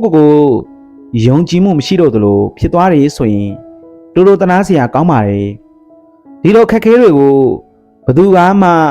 ဝန်ခံစားပေးလို့ကူညီပေးလို့ရနိုင်တာမှမဟုတ်တာဒါလေးကိုလှုပ်တာအဲ့ဒါလောက်တောင်ခက်ရသလားအဲ့ဒါလောက်ကြာရသလားလို့မှတ်နိုင်တယ်အပြစ်တင်စရာကိုသာရှစ်တန်းတင်ပြီး appreciation လုပ်တဲ့အခါကျတော့နှေးကွေးနေတယ်လူငယ်တရားသူမအောင်မြင်တဲ့အခါသူ့ကိုတွေ့ချင်တဲ့သူခိုးချင်တဲ့သူအဖက်လုပ်ချင်တဲ့သူအကူအညီပေးချင်တဲ့သူဆိုတာမရှိသလောက်ကိုရှားပါလိမ့်မယ်အစင်ပြေလားလို့တည်င်းမေးမေသူရဲ့လို့တောင်လက်ညှိုးထိုးပြစရာမရှိတော့အောင်ရှားပါလိမ့်မယ်ဒါပေမဲ့အောင်မြင်တဲ့သူဖြစ်သွားတဲ့အခါကျတော့ကိုကအောင်မြင်လေကိုကိုတွေ့ချင်တဲ့သူကိုခိုးချင်တဲ့သူကိုစီကအကူအညီတောင်းချင်သူတွေများလာလေဖြစ်ပါလိမ့်မယ်ဒီသဘောကမဖြစ်ရှင်လို့မရပါဘူးရှောင်လွှေးလို့မရတဲ့သဘောပဲလေဒါကြောင့်ကိုလုံနေတဲ့အလုပ်ပေါ်မှာစိတ်ပြက်စရာတွေကိုပြောတတ်တဲ့သူတွေကိုကိုအလုံးနဲ့ပတ်သက်ပြီးဘရိုးမှမပြောပါနဲ့ကိုအလုပ်ပေါ်မှာစိတ်ဝင်စားမှုမရှိတဲ့သူကိုအလုပ်ပေါ်မှာစိတ်ပြက်စရာတွေကိုသာပြောတတ်တဲ့သူကိုပြောရင်ကိုပါစိတ်တက်ကြမယ်စိုးရင်စိတ်တွေများလာမယ်စိတ်ပင်ပန်းမယ်စိတ်အနှောက်အယှက်ဖြစ်ရမယ်ကိုလုံးမဲ့အလုပ်မျိုးကိုတန်ဖိုးထားတဲ့သူလေးစားတဲ့သူတွေယုံကြည်တဲ့သူတွေတန်ဖိုးထားတဲ့သူတွေကိုသာပြောပါကိုနဲ့အတူလုပ်နေတဲ့သူကိုလုံးမဲ့အလုပ်ကိုစိတ်ဝင်စားတဲ့သူကိုလုံးမဲ့အလုပ်နဲ့ပတ်သက်လို့အတွေ့အကြုံများတဲ့သူမှသာကိုလှုပ်ချင်တဲ့ပုံစံနဲ့ကိုအခက်ခဲကိုနားလိမ့်မယ်ကိုလှုပ်ချင်တဲ့အလုပ်ကိုလုပ်နေတဲ့အလုပ်တစ်ခုကိုတန်ဖိုးမထားတဲ့သူနဲ့မတိုင်းမင်းအကောင်းဆုံးပါကိုအလုပ်ကိုအားပေး appreciate မလုပ်တဲ့သူဖြက်လို့ဖြက်စီးနဲ့ပြည့်ရည်ပြုတဲ့သူတွေနဲ့မတိုင်းမင်းသင့်မှုဆိုတာကိုတည်တည်ချာချာစဉ်းစားထားရတယ်စိတ်ပြက်စရာတွေကိုသာပြောတဲ့သူတွေကိုပြောရင်ကိုပါစိတ်ပြက်သွားတတ်တယ်စိတ်ပြက်တာကနေစိတ်ညစ်စရာတွေဖြစ်သွားတတ်တယ်စိတ်ညစ်စရာကနေစိတ်တက်ကြာသွားတတ်တယ်စိတ်တက်ကြာသွားရင်စိုးရင်စိတ်များပြီးစိတ်ပင်ပန်းကိုပင်ပန်းဖြစ်သွားတယ်အခန်း46မပင်ပန်းပါဘူးရသလောက်အချိန်လေးမှာကိုတတ်နိုင်တာလေးကိုစေတနာမှန်မှန်နဲ့မျှဝေပေးတဲ့အလုပ်ကြောင့်မိမိကိုယ်ပီတိဖြစ်လျက်နေပါကိုလှုပ်ပေးနိုင်တဲ့အလုပ်ပေါ်မှာမုဒိတာဖြစ်လျက်နေပါဝမ်းမြောက်မှုဖြစ်လျက်နေပါမိမိဖြတ်တန်းခဲ့မှုသောပညာရေးခီးမှာတွေ့ကြုံခဲ့ရသောအတွေ့အကြုံများနဲ့ညှို့မှန်းထားရမယ့်ရည်ရွယ်ချက်များမျှဝေပေးပါတခြားသောခီးစဉ်တွေမှလေ့လာလို့ရခဲ့တဲ့ဘုဒ္ဓတွေကိုလက်ဆင့်ကမ်းမျှဝေပေးပါမျှဝေပေးခဲ့သမျှအရာတွေဟာနားထောင်ရသူတွေအတွက်ရှစ်ဆက်ရမယ့်ပညာရေးခီးမှာတွန်းအားတစ်ခုဖြစ်စေတယ်ဆိုရင်အတိုင်းထက်အလွန်ပင်ဝမ်းမြောက်စရာဖြစ်နေပါပြီတကယ်ဆိုရင်ဘေးခီးပဲဖြစ်ပါစေမပင်ပန်းတဲ့ခီးရေလို့မရှိပါဘူးမြင်ရတာချင်းတူတူတယောက်ကစိတ်ချမ်းသာမှုရသွားတယ်အခြားတယောက်ကတော့စိတ်ချမ်းသာမှုရမသွားဘူးစိတ်ဆင်းရဲမှုပဲရသွားတယ်ကြာရတာချင်းတူတူတယောက်ကနားချမ်းသာသွားတယ်စိတ်ချမ်းသာမှုကိုဖြစ်စေတယ်အခြားတယောက်ကစိတ်မချမ်းသာဖြစ်သွားတယ်စားရတာချင်းတူတူ တယောက်ကအရသာတွေ့တယ်အာဟာရဖြစ်စေတယ်အခြားတစ်ယောက်ကတော့ဝမ်းကိတ်တယ်ဗိတ်နာတယ်အကြောင်းအရာကတစ်ခုတည်းပါသို့တော့ဖြစ်ရဲ့ရှုထောင့်ခံစားချက်တွေတူညီမှုမရှိပါဘူးဒါတွေအားလုံးဟာစိတ်ရဲ့ reaction တွေကမတူညီလို့ပါကိုယ်စိတ်ထဲမှာတန်ဖိုးထားတဲ့အလုပ်တန်ဖိုးရှိတဲ့အလုပ်အတိတ်ပဲရှိတဲ့အလုပ်တစ်ခုခုကိုလုပ်နေရင် stress ဝင်လာဖို့အခွင့်အရေးနေပါပါတယ်တဲ့အဲ့ဒီအလုပ်ကဘလောက်ကြာလုပ်ရပါစေအတိတ်ပဲရှိတယ်အများအတွက်အကျိုးများတယ်အတိတ်ပဲရှိတယ်လို့ထင်ရင် stress နေပါတယ် stress ကို motivation အဖြစ်လုပ်နိုင်တယ် stress လုံးဝမရှိတဲ့သူဆိုတာအင်မတန်ရှားပါတယ် resilient ရှိတဲ့ level အဆင့်ရလာတဲ့အခါခန္ဓာကိုယ်ပင်ပန်းပေမဲ့ခဏနားလိုက်ရင်ပင်ပန်းတာပြေသွားသလိုပါပဲခန္ဓာကိုယ်ပင်ပန်းတာခဏအနားယူလိုက်ရင်ပြေပြောက်သွားပါလိမ့်မယ်စိတ်ခန္ဓာပင်ပန်းသွားရင်တော့အချိန်အကြာကြီးယူရပါတယ်ဒါကြောင့် stress reduction လုပ်ထုံလုပ်နည်းတွေကိုလေ့ကျင့်ယူထားရင်တက်တာရစေပါတယ်တခါတလေမှစိတ်မပါတဲ့အလုပ်ကိုလုပ်ရပြီဆိုရင်နည်းနည်းလေးပဲမဲ့ stress သိပ်များတယ်စိတ်ပင်ပန်းမှုသိပ်များတယ်ကိုမလုပ်ချင်တဲ့အလုပ်ကိုဝါသနာမပါတဲ့အလုပ်ကိုလုပ်ရတာလောက်စိတ်ပင်ပန်းမှုများတာဘယ်မှာရှိမလဲသူ့လောက်စိတ်ဆင်းရဲရတဲ့သူလောကမှာရှိမှာမဟုတ်ဘူးလို့ထင်ရတယ်ကိုစိတ်ဝင်စားတဲ့အလုပ်ကိုလုပ်ရရင်ပင်ပန်းနေလို့ကိုမထင်ရဘူးဒါပေမဲ့လူဘဝကြီးမှာကိုလှုပ်ချင်တာကိုလုပ်ရတယ်လို့မှမရှိပဲလေလှုပ်ချင်တာကိုလည်းလုပ်ရတယ်မလှုပ်ချင်တာကိုလည်းလုပ်ရတယ်ကိုလှုပ်ချင်တာတစ်ခုလုပ်ရဖို့အတွက်မလှုပ်ချင်တာတွေအများကြီးလုပ်ကြရတယ်တကယ်တွေးကြည့်ရင်သိပါလိမ့်မယ်နေ့စဉ်နေ့တိုင်းလှုပ်ချင်လို့လုပ်ရတဲ့အလုပ်တွေထက်မလှုပ်ချင်ပဲလုပ်ရတဲ့အရာတွေကပိုများနေမလားပဲနော်ဒီသဘောကိုသိနေလို့ရှိရင် reaction မပြင်းထန်တော့ဘူး reaction မပြင်းထန်ရင် stress မများတော့ဘူးအခန်း40ခွန်လူကေးခန့်နေအလေးကျင့်ကိုအတူနေခြင်းဖြင့်သိနိုင်၏ကိုနှုတ်စင်ခြင်းမှုကိုနှီးနှိုးပြောဆိုခြင်းဖြင့်သိနိုင်၏အစွမ်းရှိမရှိကိုဘေးအန္တရာယ်ကြုံသောအခါတော်၌သိနိုင်၏ပညာရှိမရှိကိုဆွေးနွေးတိုင်ပင်ခြင်းဖြင့်သိနိုင်၏ထို့သောသိခြင်းမှလေကာလကြာမြင့်မှသာသိနိုင်၏တိုးတောင်းသောကာလဖြင့်မသိနိုင်နှလုံးသွင်းသူသည်သာသိနိုင်၏နှလုံးမသွင်းသူသည်မသိနိုင်ပညာရှိသူသည်သာသိနိုင်၏ပညာမရှိသူသည်မသိနိုင်အသွင်ပြင်မြဖြင့်လူကိုသိရန်မလွေအခိတ်အတန့်မြင်ငါမြဖြင့်အကျွမ်းဝင်ခြင်းမပြုသင့်ကိုနှုတ်ဆောင်စည်းခြင်းမရှိသူတို့သည်ကိုနှုတ်ဆောင်စည်းခြင်းရှိသူတို့၏အသွင်ပြင်ဖြင့်ဤလောကကိုလှစ်လေနေရကုန်၏အတွင်းဆက်မစင်ကြသူတို့သည်အတူအပဖြစ်သောမြေနှောင်အဖိုးမတန်သည့်ရွှေပွဲနှောင်ကဲ့သို့အပိုးရန်အသွင်ပြင်ဖြင့်ဖုံးလျက်အပြင်ပန်းအပြင်တင့်တယ်စွာလောက၌လှစ်လေနေကြကုန်၏လို့တန်ယုတ်တနိကေတက္ကရာဝကတန်ယုတ်ကိုတလတန်ယုတ်တတ္တဇတိလတုံမှာဟိုးတော်မူပါတယ်အခန်း48တတိယပါငိုရတဲ့အခါနဲ့ကြုံရင်ပြုံးခဲ့ရတဲ့အခါတွေကိုတတိယပါစိတ်ဆင်းရဲရတဲ့အခါနဲ့ကြုံရင်စိတ်ချမ်းသာခဲ့တဲ့အခါတွေကိုတတိယပါကြာရှုံးရတဲ့အခါနဲ့ကြုံရင်အောင်မြင်ခဲ့တဲ့အခါတွေကိုတတိယပါဝေဖန်ခံရတဲ့အခါနဲ့ကြုံရင်နှောက်စားခံခဲ့ရတဲ့အခါတွေကိုတတိယပါပေးကမ်းရမယ့်အခါနဲ့ကြုံရင်ရယူခဲမှုတဲ့အခါတွေကိုတတိယပါအခက်ခဲတွေနဲ့ကြုံရတဲ့အခါမှာတော့ဖရာတရားကိုသာတတိယပါအာယုံပြုပါဖရာကုံတရားကုံတွေဟာတကယ်အေးချမ်းပါလေကိလေသာကိုအကျွင်းမဲ့ပေသက်ထားသူရဲ့စိတ်ကအနှိုင်းမဲ့ဖြူစင်တန့်ရှင်းနေတော့အပူကင်းဝေးစေပါလေအေးချမ်းမှုရစေပါလေဒုက္ခတွေကိုရှုတ်ရှပေးနိုင်ပါလေတရားကုံဆိုလေဘလောက်မုံမြတ်တယ်ဆိုတာကိုအဲ့ဒီဂုံတွေကိုလက်တွေ့အာယုံပြုကြည့်လို့ခံစားမှုတဲ့သူတွေသာနားလေလာလိမ့်မယ်အချင်းအခါမလင်းအကျိုးပေးတယ်စားတဲ့ဂုံတက်တီစွမ်းရည်တွေကတော့ပွားများယူတဲ့သူတွေအတွက်ထိတ်တန့်တဲ့အကျိုးကျေးဇူးတွေကိုရယူခံစားကြရမှာပါတစုံတစ်ယောက်ကိုတတိရတယ်ဆိုတာတကယ်တော့ဆွေးလန်းမှုတွေနဲ့တတိရကြတာများပါတယ်ဆွေးလန်းနေတဲ့အချိန်မှာတေဆုံးသွားရင်ဘဝကူလေးကောင်းမှာမဟုတ်ပါဘူးဒါကြောင့်တတိရတာချင်းတူရင်ဖျားကုံတရားကုံတွေကိုတတိရပါအနှိုင်းမဲ့ဖြူစင်တန့်ရှင်းနေလို့ပါဖြူစင်တန့်ရှင်းနေတာကိုတတိရရင်ဖြူစင်တန့်ရှင်းတဲ့အကျိုးကျေးဇူးတွေကိုခံစားရမှာပါအခန်း40ကိုမကြောက်ပါနဲ့ လူမုံသွားမှကိုမကြောက်ပါနဲ့ကံမုံသွားမှကိုကြောက်ပါလူတွေကဟာဘလောက်ပင်ကောင်းတာတွေကိုလုပ်နေပါစေသူ့လုပ်ရက်ကိုမကြိတ်တဲ့သူတွေကတော့မုံနေပါပဲကြိတ်နှစ်သက်မှုမရှိနိုင်ပါဘူးအပြစ်ဆိုတာမြင်နေပါပဲပြိုးလေးပြိုးနေမှာပါပဲတိုးတိုးကံကတော့ကောင်းတာမကောင်းတာနှစ်ခုလုံးကိုအတိအမှတ်ပြုနေမှာပါကောင်းတာတွေလုပ်ရင်ကောင်းတယ်လို့အတိအမှတ်ပြုသွားမယ်မကောင်းတာလုပ်ရင်မကောင်းဘူးလို့အတိအမှတ်ပြုသွားမယ်မကောင်းတာတွေကိုမလုပ်ဖြစ်အောင်တာဝန်ယူနိုင်ရမယ်မကောင်းတာတွေမတိုးပွားအောင်တားဆီးနိုင်ရမယ်မကောင်းတာလုပ်မိလို့မကောင်းတဲ့ကံကအပြစ်တွေပေမုန်းတီးရက်ဆက်သွားမှာကိုကြောက်ပါမကောင်းတဲ့လုပ်ရက်တွေအားကြီးသွားလို့ကောင်းတဲ့ကံကမျက်ကွယ်ပြုခံရမှာကိုလေကြောက်ပါကောင်းတာတွေလုပ်ခွင့်မရအောင်မကောင်းတဲ့ကံကလွှမ်းမိုးသွားမှာကိုကြောက်ပါမကောင်းတဲ့အလုပ်ကလှေစားဆွေးဆောင်ထားလို့ကောင်းတာလုပ်ခွင့်မရမှာကိုပို့ကြောက်ပါအခန်း90အကျိုးများစေတယ်သူများလောက်တာကိုမကြည့်ပါနဲ့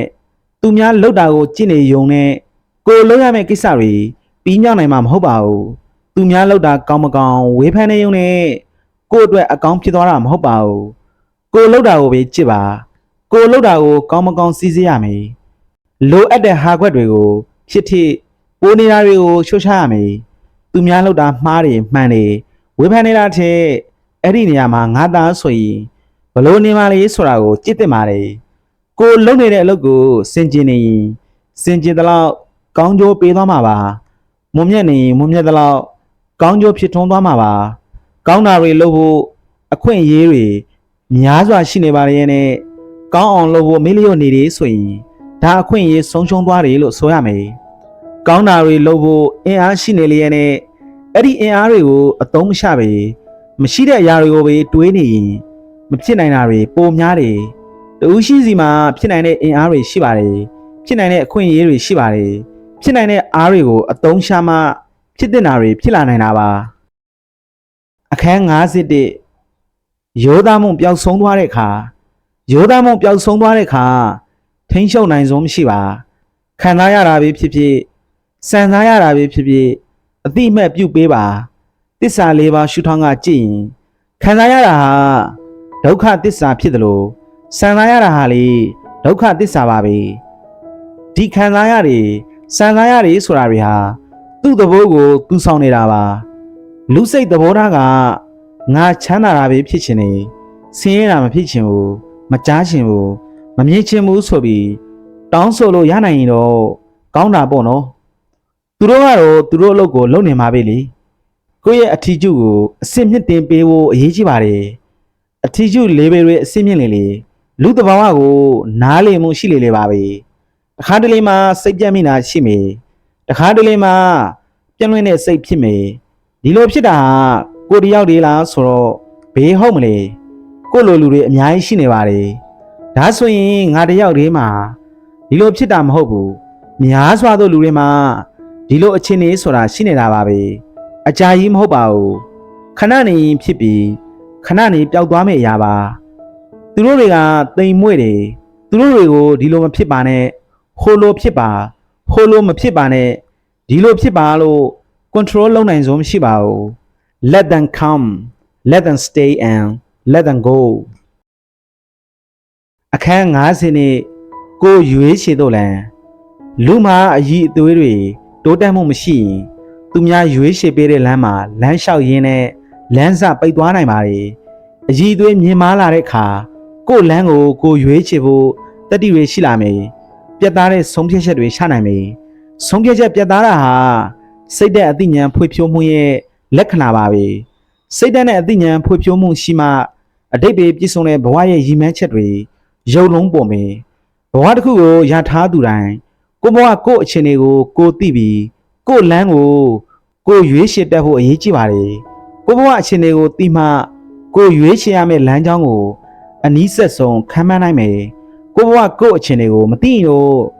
သူများပြောတဲ့စကားပေါ်မှာပဲလမ်းဆုံးသွားနိုင်ပါတယ်သူများကကောင်းနေဆိုကောင်းလိုက်တော့မယ်မကောင်းဘူးဆိုတော့လေမကောင်းဘူးဖြစ်တော့မယ်တိုးရီဆိုတော့လေအဲ့ဒီစကားသံပေါ်မှာလိပ်ပြီးตายရဖြစ်တော့မယ်ကို့အခြေအနေကိုသိပြီး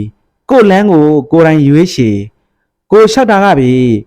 ကိုကြီးကိုသွေးဖွံ့ဖြိုးမှုဖြစ်စေပါတယ် ကိုလန်းကိုရွေးရှင်မှစီးနေတဲ့ရင်နဲ့တူမယ်အစင်စီးဆင်းနေတဲ့ရင်ဟာတန့်စင်မှုရှိတယ်လမ်းဟောင်းထဲမှာပိတ်ဆို့ခံရတဲ့ရင်ဟာတန့်စင်မှုရှိဘူးတန့်စင်မှုမရှိတော့ပတ်ဝန်းကျင်တစ်ခွင်လုံးကိုမကောင်းဆိုးဝါးအနက်အသက်တွေပြန့်နှံ့တော့မယ်လူတိုင်းဟာကိုဘဝကိုအခြေအနေပေါ်မှာမူတည်ပြီးကိုလန်းကိုရွေးရှင်နေရမယ်ရွေးချယ်ခွင့်လေးရှိရမယ်ရွေးချယ်နိုင်တဲ့အရည်အသွေးတွေကိုရှာဖွေနေရမယ်ဆန်းစစ်နေရမယ်ဘလို့ပုံစံမျိုးနဲ့ကိုဘဝကိုဖန်တီးသွားမလဲဆိုတာကိုဆုံးဖြတ်ချက်ချနိုင်ဖို့အရည်အသွေးတွေတိုးတက်အောင်လုပ်ထားရမယ်အခန်း53မျှဝေပေးယုံတက်တက်ပါစာလေးတစ်ပုဒ်ဖြစ်ဖို့အတွက်လက်ကွက်စာလုံးတစ်လုံးချင်းစီရေးရတဲ့အထက်မှာတရားစွမ်းအားတတိစွမ်းအားတမာတိစွမ်းအားဝိရိယစွမ်းအားစေတနာစွမ်းအားတွေထစ်ထားတာမို့စာကလေးတစ်ကြောင်ရေးလိုက်ရလို့ကုသိုလ်စိတ်နဲ့ဖြစ်ရတဲ့ပီတိဟာအားရှိပါတယ်စာအုပ်တော်ဖြစ်မြောက်သွားပြီးစာဖတ်သူတွေအလွေတကူဖတ်ခွင့်ရသွားတာကြောင့်ဘာနဲ့မှလေးလို့မရတဲ့ပီတိတွေဖြစ်ရပြန်ပါတယ်ဘဝအတွေ့အကြုံမှရတဲ့အရာတွေကိုဓမ္မရှုထောင့်ကနေရှုမြင်သုံးသပ်ကာများစွာရေးသားထားလေးရှိပါတယ်အတက်အကျအကောင်ဆိုဒွန်တွေးနေတဲ့လူဘဝလူလောကထဲကရတဲ့ဘဝသင်ခန်းစာတွေကိုမျှဝေရတာဟာရတာတစ်ခုခုကိုပေးစွမ်းနိုင်မယ်လို့ယူဆပါတယ်နေ့စဉ်ဘဝထဲမှာစစ်ဆေးချက်စမ်းသပ်ချက်တွေရရှိလာတဲ့အချို့အရာတွေကိုစေတနာမေတ္တာလေးထည့်ပြီးမျှဝေပေးယုံတတ်ပါကိုဘဝအတွက်အားဆေးဖြစ်စေမယ့်အရာတွေကိုသာယူပါဇရိတ်ရှင်မတူညီတာမို့အကျိတ်ရှင်မတူညီနေတာကတော့တဘာဝပါပဲအားလုံးကိုကြိတ်နှိမ့်သက်ခြင်းမကြိတ်မနှိမ့်သက်ခြင်းဆိုတာတွေကလက်ခံရယူသူတွေရဲ့ခံယူချက်အပေါ်မှာမူတည်ပါတယ်ကို့လက်ထဲကလွှတ်ရှာဆွလွတ်မျှဝေလိုက်တဲ့အရာတွေထဲမှာစေတနာအင်အားတရားအင်အားဝိရိယအင်အားပညာအင်အားညာနာအင်အားဖြစ်ပြီးသားပါကောင်းတဲ့ဆိုးတွေဆိုတာကတော့ယူတဲ့သူရဲ့ခံယူချက်အပေါ်မှာမူတည်တယ်ကြိတ်နှစ်သက်တဲ့သူတွေရှိသလိုမကြိတ်မနှစ်သက်တဲ့သူတွေရှိနေမှာတော့ပြောစရာမလိုတော့အောင်လုံလောက်ပြီးသားပါပေးလိုက်တဲ့အရာတွေထဲမှာစေတနာကောင်းတဲ့ပါရယူလိုက်တဲ့သူကအစိမ်းဆိုရင်ပေးသူရဲ့အပြစ်မဟုတ်ပါဘူးယူသူရဲ့အပေါ်မှာသာမူတည်ပါတယ်အခန်း50လေဆုံးရှုံးမခံပါနဲ့ကိုတန်မိုးထားရတဲ့အရာဝတ္ထုသို့မဟုတ်ပုဂ္ဂိုလ်တယောက်ဆုံးရှုံးသွားတဲ့အခါမရှိမဆက်အောင်ခံစားရတဲ့အခိတ်တန့်မျိုးနဲ့ကြုံရတတ်ပါတယ်ကိုတန်မိုးထားတဲ့အရာတစ်ခုဆုံးရှုံးသွားရင်ဘယ်သူမှဆိုအနေနဲ့အများခံစားကြရတာရှင်းပါပဲဒါပေမဲ့ကိုယ့်ရဲ့ self confidence လို့ဆိုရဲကိုယုံကြည်မှုဒီယုံကြည်မှုဆုံးရှုံးသွားတာမျိုးဖြစ်မခံပါနဲ့အဲ့ဒီ self confidence လို့ဆိုရဲကိုယုံကြည်မှုဒီယုံကြည်မှုဆုံးရှုံးသွားပြီဆိုရင်တော့အကြီးမားဆုံးရှုံးသွားတာပါပဲအလားတူပါပဲ courage or bravery လို့ဆိုရဲတတိဆုံးရှုံးသွားတာပိုဆိုးပါသေးတယ်လူတစ်ယောက်မှာတတိဆုံးရှုံးသွားပြီဆိုရင်ဘာမှအဖက်စေလို့မရတဲ့ဘဝတစ်ခုဖြစ်ပါပြီ self confidence and strong determination ကကိုယ်တာဝန်ကိုယူနိုင်တဲ့သူဖြစ်စေပါတယ်ကိုယ်တာဝန်ကိုယူနိုင်တဲ့သူဖြစ်မှကိုဘဝဟာအစဉ်ပြေတဲ့ဘဝဖြစ်မယ်ကိုဘဝကိုတာဝန်မယူနိုင်တဲ့သူဟာကိုဘဝကိုသူများလက်ထဲမှာတွားရတော့မယ်သူများလက်ထဲမှာတွားရတော့သူများကိုမှီခိုတဲ့သူဖြစ်သွားပါပြီကိုဘဝကိုသူများရဲ့လက်ထဲမှာတွားအပ်ထားတော့ကိုဘဝဟာလွတ်လပ်မှုမရှိတော့ဘူးလွတ်လပ်မှုပျောက်သွားပါပြီယုံကြည်မှုတွေဆုံးရှုံးသွားပြီယုံကြည်မှုလွတ်လပ်မှုမရှိတော့ဘဝဟာခက်ခဲတဲ့ဘဝဖြစ်သွားပါပြီဒါကြောင့်ကိုဘဝကိုသူများရဲ့လက်ထဲကိုဘရိုးမှသွားမအပ်ပါနဲ့ဘဝခရီးမှာခက်ခဲတွေနဲ့တွေ့မယ်အခက်ခဲတွေ့ရမှာကိုမကြောက်ပါနဲ့အဲ့ဒီအခက်ခဲတွေကိုရင်ဆိုင်ရေးတာကပဲကိုဘဝကိုအဆင်မြင့်စေပါတယ်ပင်ပန်းမှာကိုမကြောက်ပါနဲ့အဲ့ဒီပင်ပန်းမှုကိုခံနိုင်ရရှိမှကိုယုံကြည်မှုရှိတဲ့သူဖြစ်စေပါတယ်အခက်ခဲတွေပင်ပန်းမှုတွေကိုစိတ်ပြတ်မသွားပေပြေလည်အောင်ဖြည့်ရှင်းနိုင်တာကပဲကိုစွမ်းရည်ကိုမြင့်တင်ပေးပါတယ်ဒါကြောင့်အကြောင်းအမျိုးမျိုးကြောင့်ဇုံတစ်ခုဆုံးရှုံးသွားခဲ့ရင်တောင်မိမိကိုယုံကြည်မှု self confidence တို့ရှိဖို့လိုပါတယ် bravery ရှိဖို့လိုပါတယ် courage ရှိဖို့အရေးကြီးပါတယ် self confidence ကလေးရင်ပြန်ထမေးဆိုတဲ့ခိုင်မာတဲ့ strong determination ရှာပေးနိုင်ပါတယ်အခန်း55အများကြိတ်တဲ့အရာလောကမှာပညာရှိသူတော်ကောင်းတွေကအဆိုးအကောင်ခွေးရှားပြတဲ့အခါအကောင့်တဲ့အဆိုးကိုလက်ခံယုံကြည်ကြတာများပြားပါတယ်အများကြိတ်တာကအမှားစရိတ်တွေများပြားနေပါတယ်အကောင့်နဲ့အဆိုးလှုပ်တင်တာနဲ့မလှုပ်တင်တာအကျိုးရှိတာနဲ့အကျိုးမေ့ကိုဖြစ်စေတာတွေကိုအခြေခံအပြင်ခွေးရှားသတ်မှတ်နိုင်ပါတယ်ဒါတွေကိုခွေးရှားသိတဲ့အသိဉာဏ်ရှိတဲ့သူနဲ့ခွေးရှားသိနိုင်စွမ်းအားနည်းသူပြီးတော့လုံးဝသိနိုင်စွမ်းမရှိတဲ့သူခွေးထုတ်ကြည့်လိုက်ရင်ဘေးအုပ်စုကများမယ်လို့ထင်တယ်လေအကျိုးရှိတဲ့အရာအကျိုးမရှိတဲ့အရာကိုခွေးရှားသိနိုင်စွမ်းရှိတဲ့သူတွေထက်မသိတဲ့လူတွေများနေမှာလို့ယူဆရပါတယ်ပညာရှိများကအကောင်းလို့သတ်မှတ်ကြတာကိုပညာမရှိသူတွေကကောင်းတယ်လို့မှတ်ယူဖို့ခက်ခဲပါတယ်မှန်ကန်တဲ့အရာဟာမမှန်ကန်သူတို့အတွက်ဆန့်ကျင်ဘက်သာဖြစ်ပါတယ်ကမ္ဘာလူဦးရေနဲ့နှိုင်းချင်ကြည့်ရင်သိနိုင်ပါတယ်ကိုပတ်ဝန်းကျင်မှာကြည့်ရင်လေခမန်းနိုင်ပါတယ်အနီးဝေးဘေးဝေးရာကြည့်လိုက်ပါအကောင်းကိုလက်ခံယုံကြည်ကြသူတွေလူဦးရေဘလောက်များပြားလေဆိုတာကိုခမန်းကြည့်လို့ရပါတယ်သူတို့ကောင်းတွေကသတ်မှတ်တဲ့အမှန်နဲ့မိမိတို့ယုံကြည်ရာကိုစုပ်ကိုင်ထားကြတဲ့အမှန်တရားဟာတစ်ထက်တည်းကြနိုင်ဖို့ခင်းရဲပါတယ်သူငါစုပ်ကိုင်ထားတဲ့အမှန်တရားကတကယ်အမှန်တရားဖြစ်ဖို့တဲ့ငါကြိတ်တဲ့အမှန်တရားနဲ့နီးစပ်နိုင်ပါတယ်ကိုကယုံမှတ်လို့ပုံအပ်ထားတာကိုအခြားတစ်ယောက်ကမှားတယ်လို့ပြောရင်ပြောတဲ့သူဟာသူ့ရဲ့ရန်သူလို့သတ်မှတ်ခံရနိုင်ပါတယ်ဒါကြောင့်အမှားအမှန်ဆိုတာသူ့ဘက်ကကြည့်လို့သူ့ရဲ့အမှန်ကိုဘက်ကကြည့်ပြန်လို့ကိုယ့်ရဲ့အမှန်နဲ့ခရီးဆက်နေကြရတာပါစစ်မှန်တဲ့အမှန်နဲ့နီးစပ်ဖို့ဆိုတာများစွာအားထုတ်ရပါတယ်ပညာရှိသူတော်ကောင်းတွေပြောကြတာရှိပါတယ်အဆိုးနဲ့အကောင်ပြိုင်တူထားကြရင်အကောင်ကနေအဆိုးဘက်ကိုရောက်သွားတာကများတယ်အဆိုးကနေအကောင်ဘက်ကိုရောက်တာနေပါတယ်တဲ့အခန်း56လောကကိုအကျိုးပြုလို့ရင်လောကကိုအကျိုးပြုနိုင်တဲ့သူဖြစ်ရှင်ကိုကျင့်စာရိတ္တအစင်းမြင့်အောင်ပြုစုရပါတယ်ကိုကျင့်စာရိတ္တမြင့်မားမှလေစိတ်နေသဘောထားမြင့်မားလာတာပါစိတ်နေသဘောထားမြင့်မားမှအသိဉာဏ်ရှိတဲ့သူဖြစ်လာတာပါအသိဉာဏ်အားကြီးတဲ့သူဖြစ်မှလောကကောင်းကျိုးကိုတည်ဖို့ဆောင်ရွက်နိုင်သူဖြစ်မှာပါကိုစိတ်တဲ့အဆင့်အတန်းမြင့်မားတဲ့သူဖြစ်အောင်မြင့်တင်ထားတဲ့လူဟာလောကကိုကောင်းကျိုးပေးတဲ့လူသားတစ်ယောက်ဖြစ်ပါတယ်ဒါကြောင့်နေ့စဉ်နဲ့အမျှကိုစာရိတ္တမြင့်မားအောင်အဖက်ဖက်ကနီးမျိုးစုံနဲ့ပြုစုပြောထောင်နေရမယ်စာရိတ္တမြင့်မားတဲ့လူတစ်ယောက်ဖြစ်အောင်ကြိုးစားတာဟာလောကကိုအထီရောက်ဆုံးနီးနဲ့ကူညီတာပါပဲဒါကိုသတိထားဖို့အင်မတန်အရေးကြီးပါတယ်စာရိတ္တမြင့်မားတဲ့သူဖြစ်မှအသိဉာဏ်အားကောင်းတဲ့သူဖြစ်မှာပါအသိဉာဏ်အားကြီးတဲ့သူဖြစ်မှလူပိတတဲ့လူဖြစ်မှာပါလူပိတတဲ့လူဖြစ်မှလူအဆင့်အတန်းနဲ့တန်ဖိုးရှိတဲ့လူအဖြစ်နဲ့လောကကိုအကောင်းဆုံးကူညီပေးတဲ့သူဖြစ်မှာပါဒါမှလေအေးချမ်းတဲ့ပတ်ဝန်းကျင်အေးချမ်းတဲ့အတိုင်းအဝန်တစ်ခုကိုဖော်ဆောင်ပေးတဲ့သူဖြစ်မှာပါလူပတ်ဝန်းကျင်လူအတိုင်းအဝန်ကိုကောင်းကျိုးပေးခြင်းမိမိကိုယ်စာရိတ္တမြင့်မားအောင်လုပ်တာအကောင်းဆုံးပါပဲကိုတိုင်းကစာရိတ္တကောင်းမွန်တဲ့လူတစ်ယောက်ဖြစ်အောင်မကြိုးစားပေးနဲ့လူအတိုင်းအဝန်ကိုကောင်းအောင်ကူညီပေးခြင်းတွေဆိုတာစိတ်ကူးရင်ဆန္ဒပဲရှိပါတယ်ကိုကျင့်တရားမှန်ကန်မှုမရှိဘဲနဲ့လောကကောင်းကျိုးကိုဆောင်ရွက်မပေးနိုင်ပါဘူးကိုမကောင်းမှုလုပ်တာဘယ်သူတမ်းမှမဆိုင်ဘူးဘယ်သူမှလည်းမသိပါဘူးဆိုတဲ့အတွေးကိုတွေးတာဟာအသိဉာဏ်အားနည်းသူအသိဉာဏ်မေ့သူတို့ရဲ့အတွေးခေါ်ပါကိုဒုက္ခပေးပြီးတော့နေတာမကောင်းသလိုသူများကိုဒုက္ခပေးပြီးမှကိုစိတ်ချမ်းသာမှုရတယ်ဆိုတာလေမကောင်းပါဘူးမိမိသူတော်ဘာဘယ်သူ့ဘောမှဒုက္ခရောက်အောင်မလုပ်တဲ့နည်းနဲ့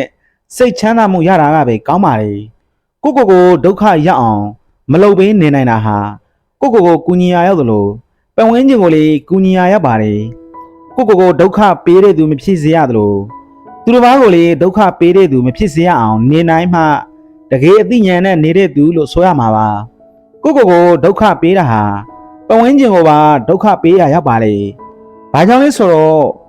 ကိုနဲ့ပတ်ဝန်းကျင်လောကဟာဆက်ဆက်မှုရှိနေလို့ပါတိရှာအဖြစ်ရက်တည်နေတာမဟုတ်ပါဘူးတစ်ခုနဲ့တစ်ခုဆက်ဆက်မှု မှီခိုမှုရှိနေပါတယ်ကိုမဖြက်စီးသင့်ပါဘူးကိုကောင်းအောင်နေသင့်ပါတယ်ကောင်းအောင်လေးနေရမယ်ကောင်းအောင်နေမှာကောင်းတဲ့သူဖြစ်ပြီးလောကကိုကောင်းကျိုးပေးတဲ့သူကူညီပေးတဲ့သူကောင်းကျိုးပြုပေးတဲ့သူဖြစ်မှာပါဒါကြောင့်ပတ်ဝန်းကျင်ကိုကောင်းစေရှင်ကိုကောင်းအောင်အရင်နေတတ်ရမယ်ကိုကောင်းအောင်နေတတ်သွားပြီဆိုရင်ပတ်ဝန်းကျင်ကိုကောင်းအောင်ကူညီပေးတဲ့သူဖြစ်သွားပါပြီအခန်း50ခွန်ဆရာတင်ချင်းယုံကြည်မှုရှိတာတော့ကောင်းပါလေဒါပေမဲ့ပညာလောက်အထွတ်အမြတ်မဖြစ်ပါဘူးယုံကြည်မှုဟာအစွန်းရောက်တယ်လို့ရှိပါတယ်ဘာကြောင့်လဲယုံကြည်မှုကကိုယ့်ရဲ့ခံစားချက်ကိုဦးစားပေးလို့ပါစင်ရှင်နိုင်စွန်ပညာကတော့အစွန်းရောက်တယ်လို့မရှိပါဘူးဘာကြောင့်လဲကိုယ့်ဘက်ရောသူ့ဘက်ပါဘက်စုံကြည့်တယ်လို့ပါယုံကြည်မှုလွန်ကဲတဲ့အခါတစ်ဖက်ကလူဘလို့ခံစားရမယ်ဆိုတာကိုစဉ်းစားမပေးနိုင်တော့ပဲကိုယ့်ရဲ့ခံစားချက်သာမှန်နေထင်ပြီးအကုန်လုံးတော့တာပါပဲစင်ရှင်နိုင်စွန်ရှိတဲ့ပညာကတော့ကိုယ့်ဘက်ရောသူ့ဘက်ကိုပါထည့်သွင်းစဉ်းစားပေးပါတယ်ကိုယ့်ဘက်သူ့ဘက်နှစ်ဖက်စုံကိုမျှတအောင်ဆောင်ပေးတဲ့စင်ရှင်ဉာဏ်ပညာကိုဆရာတင်နှစ်ဦးနှစ်ဖက်လုံးစိတ်ချမ်းသာမှုရကြမယ်ဆရာကောင်းရဲ့တပည့်ဖြစ်ရတာထူးချွန်ထက်မြက်ပေမဲ့ဓမ္မရဲ့တပည့်ကောင်းဖြစ်ရတာကတော့တကယ်တန်ဖိုးရှိပါတယ်ဆရာကောင်းဟာအကြောင်းခွေးခွာရပေမဲ့ဓမ္မဆိုတဲ့ဆရာကတော့အမြဲကိုနဲ့အတူရှိနေပါလိမ့်မယ်ဓမ္မရဲ့တပည့်သားကောင်းဖြစ်မှငြိမ်းချမ်းမှုကိုနားလေခံစားရမယ်တစုံတယောက်ကိုဆရာတင်ချင်းတဲ့ကိုယ့်ရဲ့အတိတရားကိုဆရာတင်ချင်းကအကောင်းအဆိုးလွန်မြောက်နိုင်ပါတယ်တစုံတယောက်ကကိုယ်နဲ့အမြဲအတူမရှိနိုင်လို့ကိုယ့်ရဲ့အတိနဲ့သတိကိုဆရာတင်ဖို့ကိုဆိုလိုတာပါတစုံတယောက်ကိုဆရာတင်ချင်းကအမှန်ရှိနိုင်တယ်လို့အမှားလေးရှိနိုင်ပါတယ်မှန်ကကောင်းပါတယ်မှန်ကကောင်းပါ၏မှားကတန်တရားတစ်လျှောက်လုံးနောင်တတရား၏ဒဏ်ရာတန်ချက်တွေကိုနာတာရှည်ဆက်လက်ခံစားရပါမယ်ပုဂ္ဂိုလ်ကိုဆရာမတင်ရဘူးလို့ဆိုလိုတာမဟုတ်ပါဘူးဆင်ရှင်တက်တဲ့အတိတရားနဲ့ရှင်းရှင်းဖို့ကိုဆိုလိုတာပါအတိတရားဆိုဒီမှာဝိဇ္ဇာတိနဲ့စရဏတိကိုညှိနှိုင်းယူနိုင်တဲ့အတိကိုဆိုလိုပါတယ်ဝိဇ္ဇာတိကဆရာသမားစီကရနိုင်ပြီးစရဏတိကတော့ကိုယ့်ရဲ့တတိရေဝီရိယရေနဲ့သမာဓိတို့၏ထက်လောင်းပေးမှုတို့ကြောင့်ပညာတိဖြစ်လာမယ်ပညာတိအစစ်ဖြစ်ပါမှဝတ်ဆင်းအပေါင်းမှလွတ်မြောက်မယ်အခန်း58တုံ့လုံးမှုမရှိအရှင်ဒေဝရတ်ကမြတ်စွာဘုရားရဲ့တပည့်သားတန်ဃာတော်900ကိုစီးယုံတာအောင်မြင်သွားတယ်သူကတကယ်အောင်မြင်တယ်လို့ထင်တာငါအောင်မြင်ပြီလုံနိုင်တယ်စွမ်းနိုင်တယ်လို့ထင်နေတာအရှင်ဒေဝရတ်နောက်ကိုတန်ဃာ900ပါသွားလို့မြတ်စွာဘုရားတုံ့လောက်သလားဆိုတော့ဘေးတုံ့လောက်မလဲအရှင်ဒေဝရတ်ကတော့သူယဟန်900လုံးရတာဟာသူ့အတွက်ကြီးမားတဲ့အောင်မြင်မှုလို့ထင်နေတာသူ့ကိုယ်သူဘဝင်မြင့်နေတာမြတ်စွာဘုရားကတော့တုံ့လုံးမှုမရှိပါဘူးမြတ်စွာဘုရားမှာသီလသမာဓိပညာစတဲ့ဂုဏ်တော်အပြည့်ပါယုံကြည်မှုအပြည့်ပါဘေးရာနဲ့ပဲတွေ့တုံ့လုံးမှုမရှိတော့ဘူးမြတ်စွာဘုရားကတော့အသိဉာဏ်အပြည့်ဝဆုံးပုဂ္ဂိုလ်ဖြစ်တော့တုံ့လုံးမှုမရှိတော့ဘူးမြတ်စွာဘုရားကိုအသာထားသီလသမာဓိယုံကြည်မှုခိုင်မာသူတွေအားကောင်းသူတွေတောင်တုံ့လုံးမှုမရှိဘူးယနေ့လောကယုံဝန်းပါလေတချို့စီယုံကောင်းလို့နောက်လိပ်ဖြစ်သွားတဲ့အနေအထားတွေကိုလေများစွာတွေ့ရပါလိမ့်မယ်အောင်မြင်တယ်လို့ထင်ကောင်းထင်ပါလိမ့်မယ်အတိုင်းအဝန်းအားကိုနဲ့မိတ်ရှင်သလိုမိတ်နေကြတာပဲရှိတယ်အုပ်စုအင်အားတောင်းလို့လောက်တိုင်းမှန်တယ်ပြိုးတိုင်းဟုတ်တယ်လို့မှတ်ထင်နေကြတယ်အမှန်ကိုရှာဖွေသူအတွက်တော့ကိုယ်အသိဉာဏ်အစွမ်းကိုအားကိုးတယ်ယုံကြည်တယ်ကိုယ်ချင်းသိက္ခာကိုယုံကြည်တယ်အတိုင်းအဝန်းကိုအားကိုးလို့စိတ်မရှိဘူးအမှန်သိရေးကိုသာအလေးထားတယ်အမှန်သိရေးကိုသာမျက်နှိုးတယ်အမှန်မြင်ထိုးထွင်သိရေးကိုသာအထွတ်အထိပ်မှာထားတယ်တန်ခါ900သူ့နောက်ပအောင်စီးယူနိုင်လို့အောင်မြင်နေထင်ခဲ့တဲ့အရှင်တွေတဲ့အခုဘေးနေရာမှာရောက်နေတာလေသတိထားစရာဒါကြောင့်ကိုချင်းတီလာစိတ်ဆွမ်းအားအသိဉာဏ်ပြေဝသွားတဲ့အခါတုံလုံးမှုမရှိတော့တဲ့သူဖြစ်သွားပါပြီဆိုတာကိုသိထားသင့်တယ်အခန်း50ကိုသဘောထားမြင့်မြတ်သူတစ်ပါးကိုဒုက္ခရောက်အောင်လုပ်ပြီးမှရလာတဲ့အောင်မြင်မှုမျိုးဆိုတာသူတို့သူမြတ်တို့ရဲ့ရှင်းမချင်းကိုခံရတဲ့အောင်မြင်မှုမဟုတ်ပါဘူးသူတို့ဘာကိုအောက်လန့်နီးနဲ့လှည့်စားပြီးမှရသွားတဲ့အောင်မြင်မှုမျိုးကကိုယ်သေးတွင်ကိုတူးချင်းတာဖြစ်ပါတယ် သူအောက်လန်းနီးနဲ့လှုပ်ယူပြီးဘဝရက်တည်နိုင်သူဟာငှက်ပြိုးပင်အသီးသီးသလိုဝါးပင်တွေအသီးသီးသလိုမျိုးပဲချင်တန်နေရတာပါသိမကြတော့တေဆုံးရတော့မေငှက်ပြိုးပင်ဝါးပင်တွေဟာအသီးသီးပြီးမကြခင်မှာတေဆုံးသွားရတော့မေသူများကိုထိခိုက်နစ်နာအောင်လုပ်မှကို့မှာအကျိုးရှိမေဆိုပြီးတော့လုံနေကြတဲ့လူတွေဟာတိုးတိုးအစင်းနေနေသူများရှုံးမှကိုကနိုင်ရမယ့်ဘဝဟာတိုးတိုးအစင်းနေနေသူများနစ်နာမှကိုအကျိုးရှိမဲ့ဘဝမျိုးဟာတိုးတိုးအစင်းနေပါတယ်သူများဒုက္ခရောက်မှကိုဘဝအစင်ပြေမဲ့သူတွေဟာလေတိုးတိုးအစင်းနေတာပါပဲသူများအစင်မပြေမှကိုအစင်ပြေမဲ့ဘဝမျိုးကိုစိတ်ထားမြင့်မြတ်သူတွေ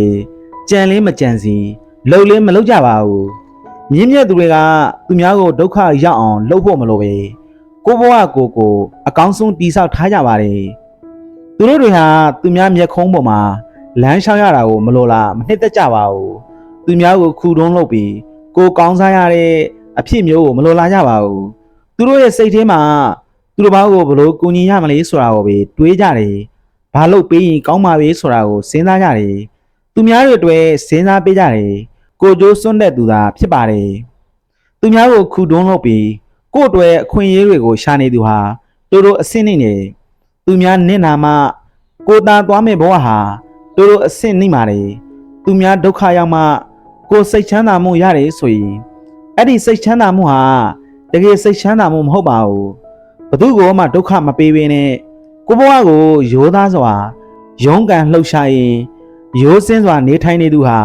ဘဝအဆင့်တန်းမြင်မာပါတယ်ဘဝအဆင့်တန်းဆိုတာစိတ်နေသဘောထားမြင့်မြတ်မှုအပေါ်မှာမူတည်ပါတယ်စိတ်ထားမြင့်မြတ်ရင်ဘဝလေးမြင့်မြတ်ပါတယ်ဘလောက်ပဲဇိမ်ခံပစ္စည်းတွေနဲ့နေထိုင်နေပါစေစိတ်ထားမမြင့်မြတ်ရင်သူ့ဘဝလေးမြင့်မြတ်မှုမရှိပါဘူးမှန်မှန်ကန်ကန်ကြိုးစားပြီးအောင်မြင်နေသူကြီးပွားနေသူတွေကသူများဒုက္ခရောက်မှာကိုမလိုလားကြပါဘူးသူတို့ဘာကိုဒုက္ခပေးပြီးမှရတဲ့အောင်မြင်ကြီးပွားတာကိုလေ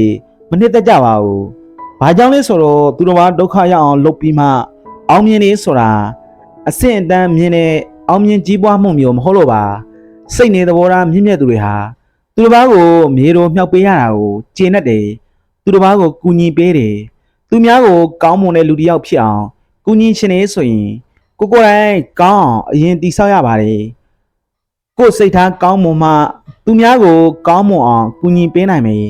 စိတ်ထားအဆင့်မြင့်အောင်လေ့ကျင့်ထားပါမတော်မရာရယူလိုတာတွေကိုရှုတ်နိုင်သမျှရှုတ်ချထားနိုင်ရင်တော့ကိုယ့်ရဲ့စိတ်ထားဟာဒီနေ့ထက်ဒီနေ့အဆင့်မြင့်မားလာမှာပါစိတ်တဲ့အဆင့်မြင့်လာပြီဆိုတော့ပတ်ဝန်းကျင်ကိုကောင်းမွန်အောင်ပြုလုပ်ပေးလို့ရပါပြီပိုကောင်းအောင်လုပ်ပေးလို့ရနိုင်ပြီဒါကြောင့်ကိုနေထိုင်တဲ့ပတ်ဝန်းကျင်ကိုကောင်းမွန်တဲ့ပတ်ဝန်းကျင်ဖြစ်အောင်တိဆောက်ပေးခြင်းနေဆိုရင်သူများမျက်ခုံးပေါ်မှာလမ်းလျှောက်ပြီးမှရလာမဲ့အောင်မြင်မှုမျိုးကိုရှောင်ကြည်ပါသူများကိုခုတုံးလုပ်ပြီးမှကိုကြိုကြားလာမဲ့အရာတွေကိုရှောင်ရှားပါကျူပင်ဝါးပင်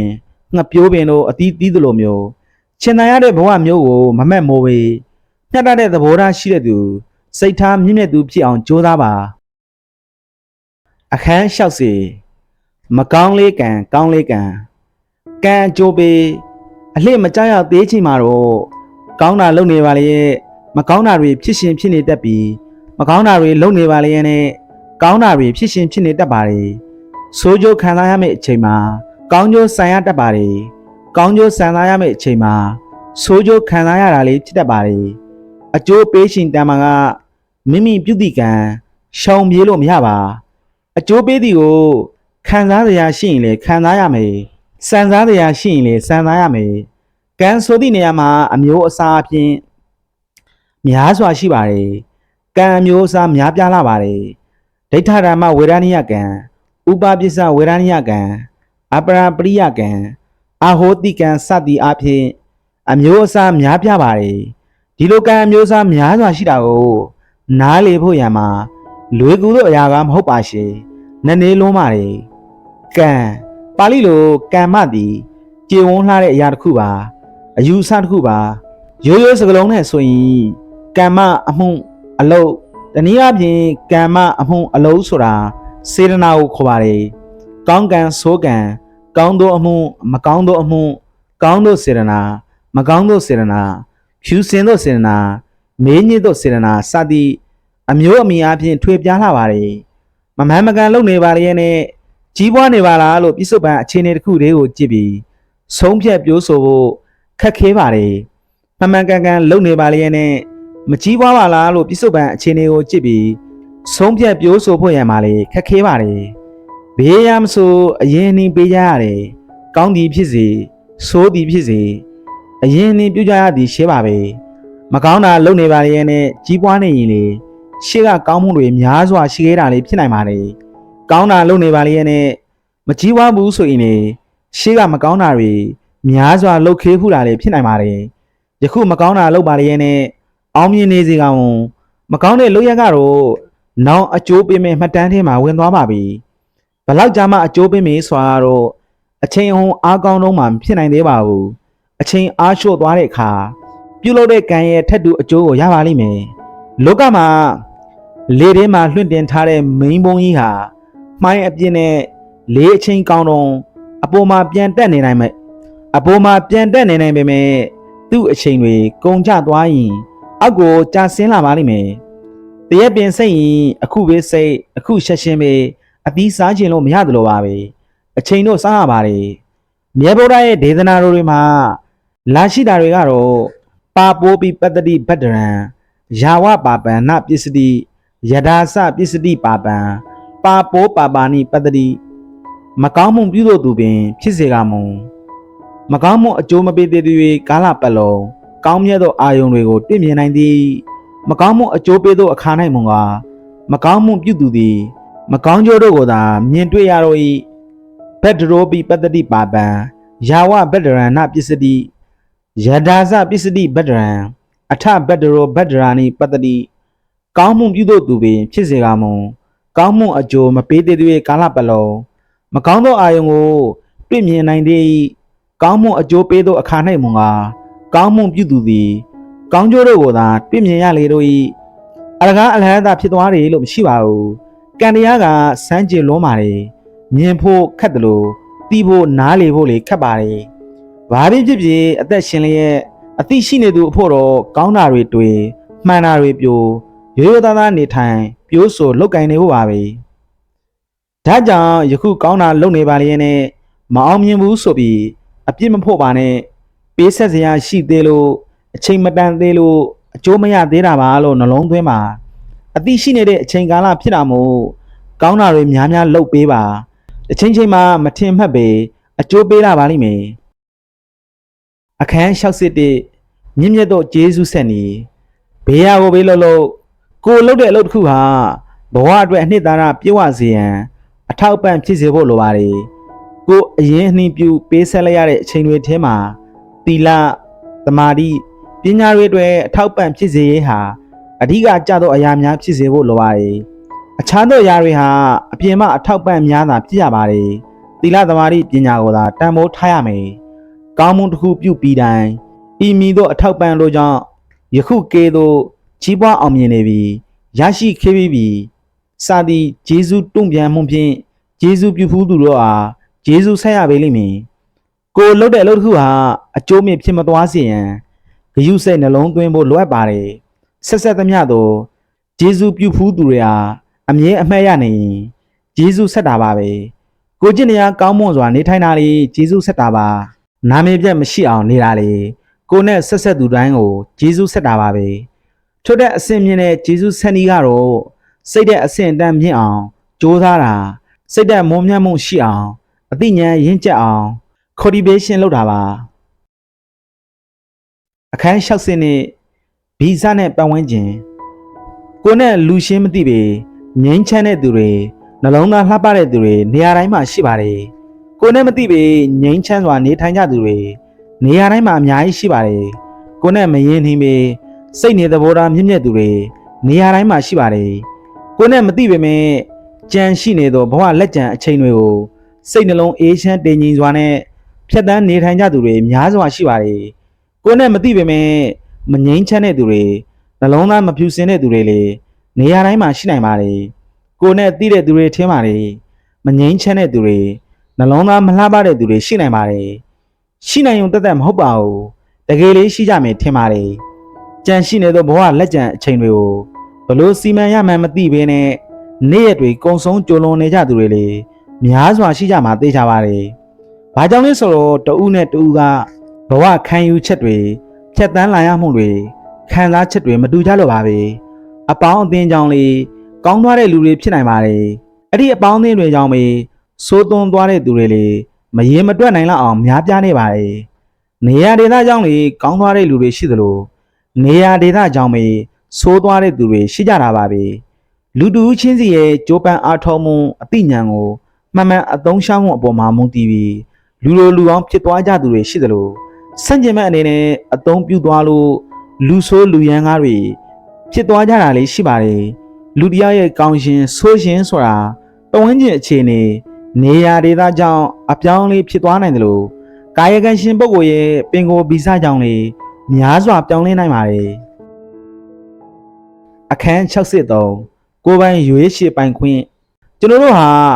ကဘာရွာကြီးတရွာမှာအတူနေထိုင်ကြပါတယ်အလားတူပါပဲအတူတူကြီးပြင်းကြပါတယ်အတူတူကလစ်လာသင်ယူကြပါတယ်အတူတူကနှိမ်နှိုးဖလှယ်ကြပါတယ်ထိုအရာတွေအားလုံးဟာကျွန်တော်တို့နေထိုင်တဲ့ကဘာရွာကြီးကိုလှပစေဖို့ပါပဲမိမိဒီတီးတလောက်မှတ်တလောက်တက်နိုင်တလောက်စာစုလေးတွေရေးဖြစ်တယ်အမြင်အမျိုးမျိုးအယူအဆအမျိုးမျိုးတို့ရှိကြမယ်လေများသောအားဖြင့်တရားနဲ့ဆက်နွယ်တဲ့စာစုလေးတွေရေးဖြစ်တယ်တရားရနေတာတော့မဟုတ်ပါဘူးတရားရနေရေးစရာကိုမလိုတော့ဘူးတရားသိနေလို့လည်းမဟုတ်ပါဘူးဖက်ခဲတာတွေမှတ်ခဲတာတွေများထင်မှနားလေမိသည့်အရာလေးတွေကိုစာစုလေးတွေအဖြစ်ပြန်လည်မျှဝေုံတတ်ပါ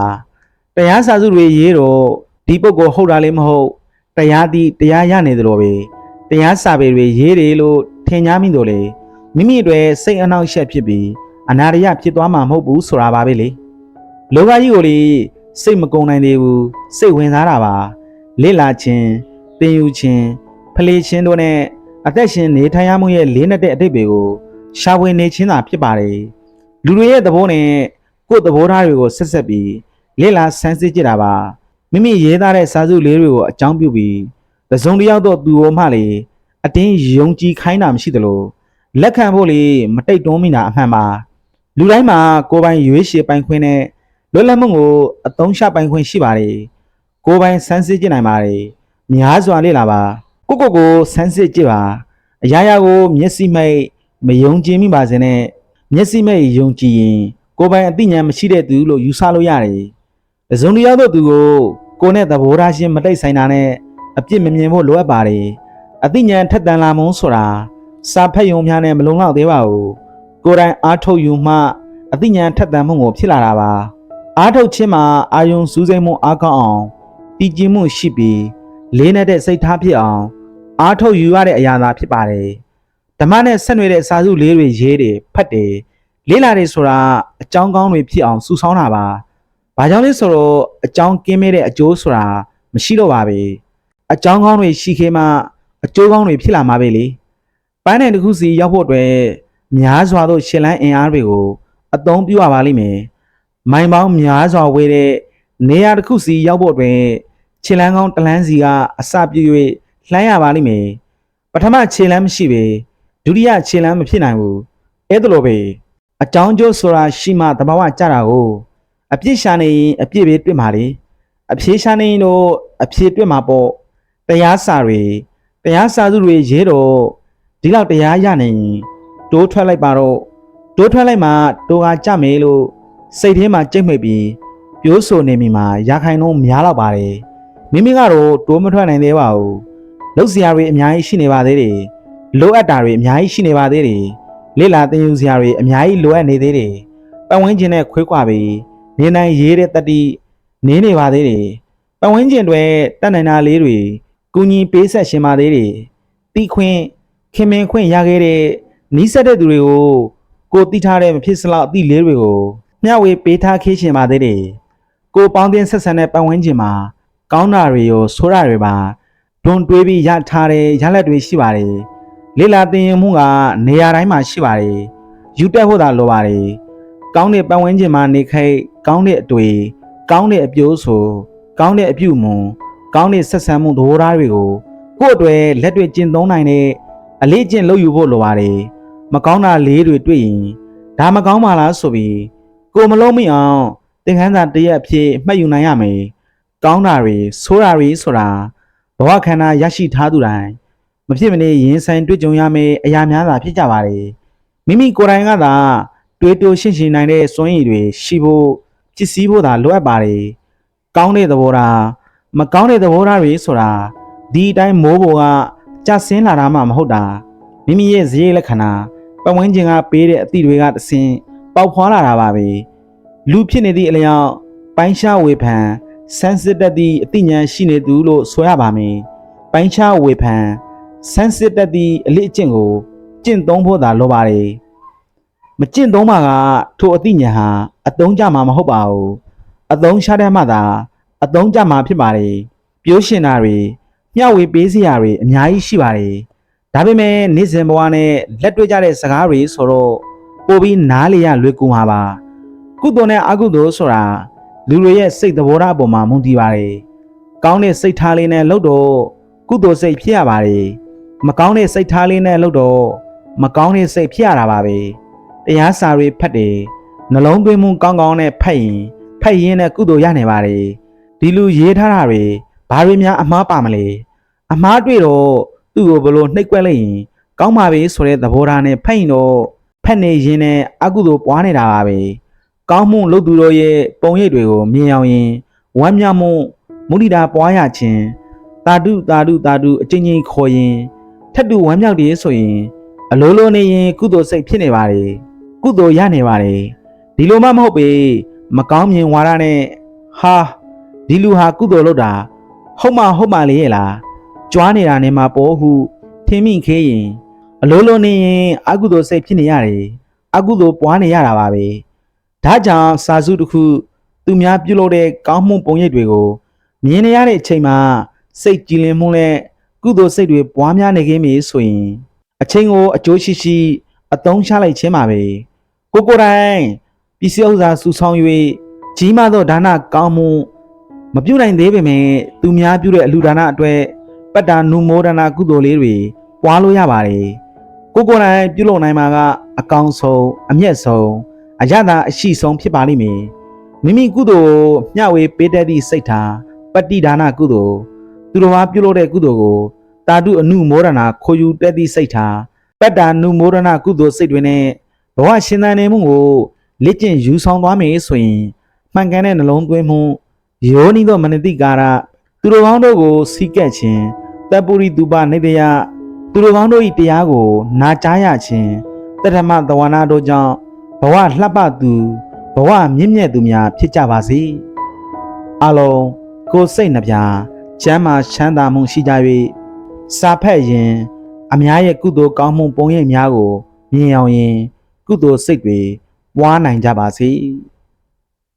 စာအုပ်အစအဆုံးကိုနားဆင်ပေးခဲ့ကြလို့အားလုံးကိုကျေးဇူးတင်ပါတယ်ဗျယခုမျှဝေပေးခဲ့တဲ့အဆိုးနဲ့ကြုံရင်အကောင်းကိုသတိရပါဆိုတဲ့စာအုပ်မှာဘေးသင်ခန်းစာကစာပေချစ်သူမိတ်ဆွေများအတွက်စိတ်ခွန်အားတွေဖြစ်ရတယ်လေဘဝသင်ခန်းစာတွေဖြစ်ရတယ်လေဘုဒ္ဓရာတွေဖြစ်တယ်လေဆိုတာကိုကိုမမမှတ်ချက်ပေးခဲ့ဖို့တောင်းဆိုပါတယ်ဗျနောက်ထပ်စာအုပ်ကောင်းတွေကိုလေဆက်လက်မျှဝေပေးအောင်ပါမို့တင်သမျှကိုနားဆင်နိုင်ဖို့ YouTube channel ကို subscribe လုပ်ထားနိုင်ပါတယ်ဗျတို့ရရှင်များအလုံးနှလုံးစိတ်ဝမ်းအေးချမ်းကြပါစေ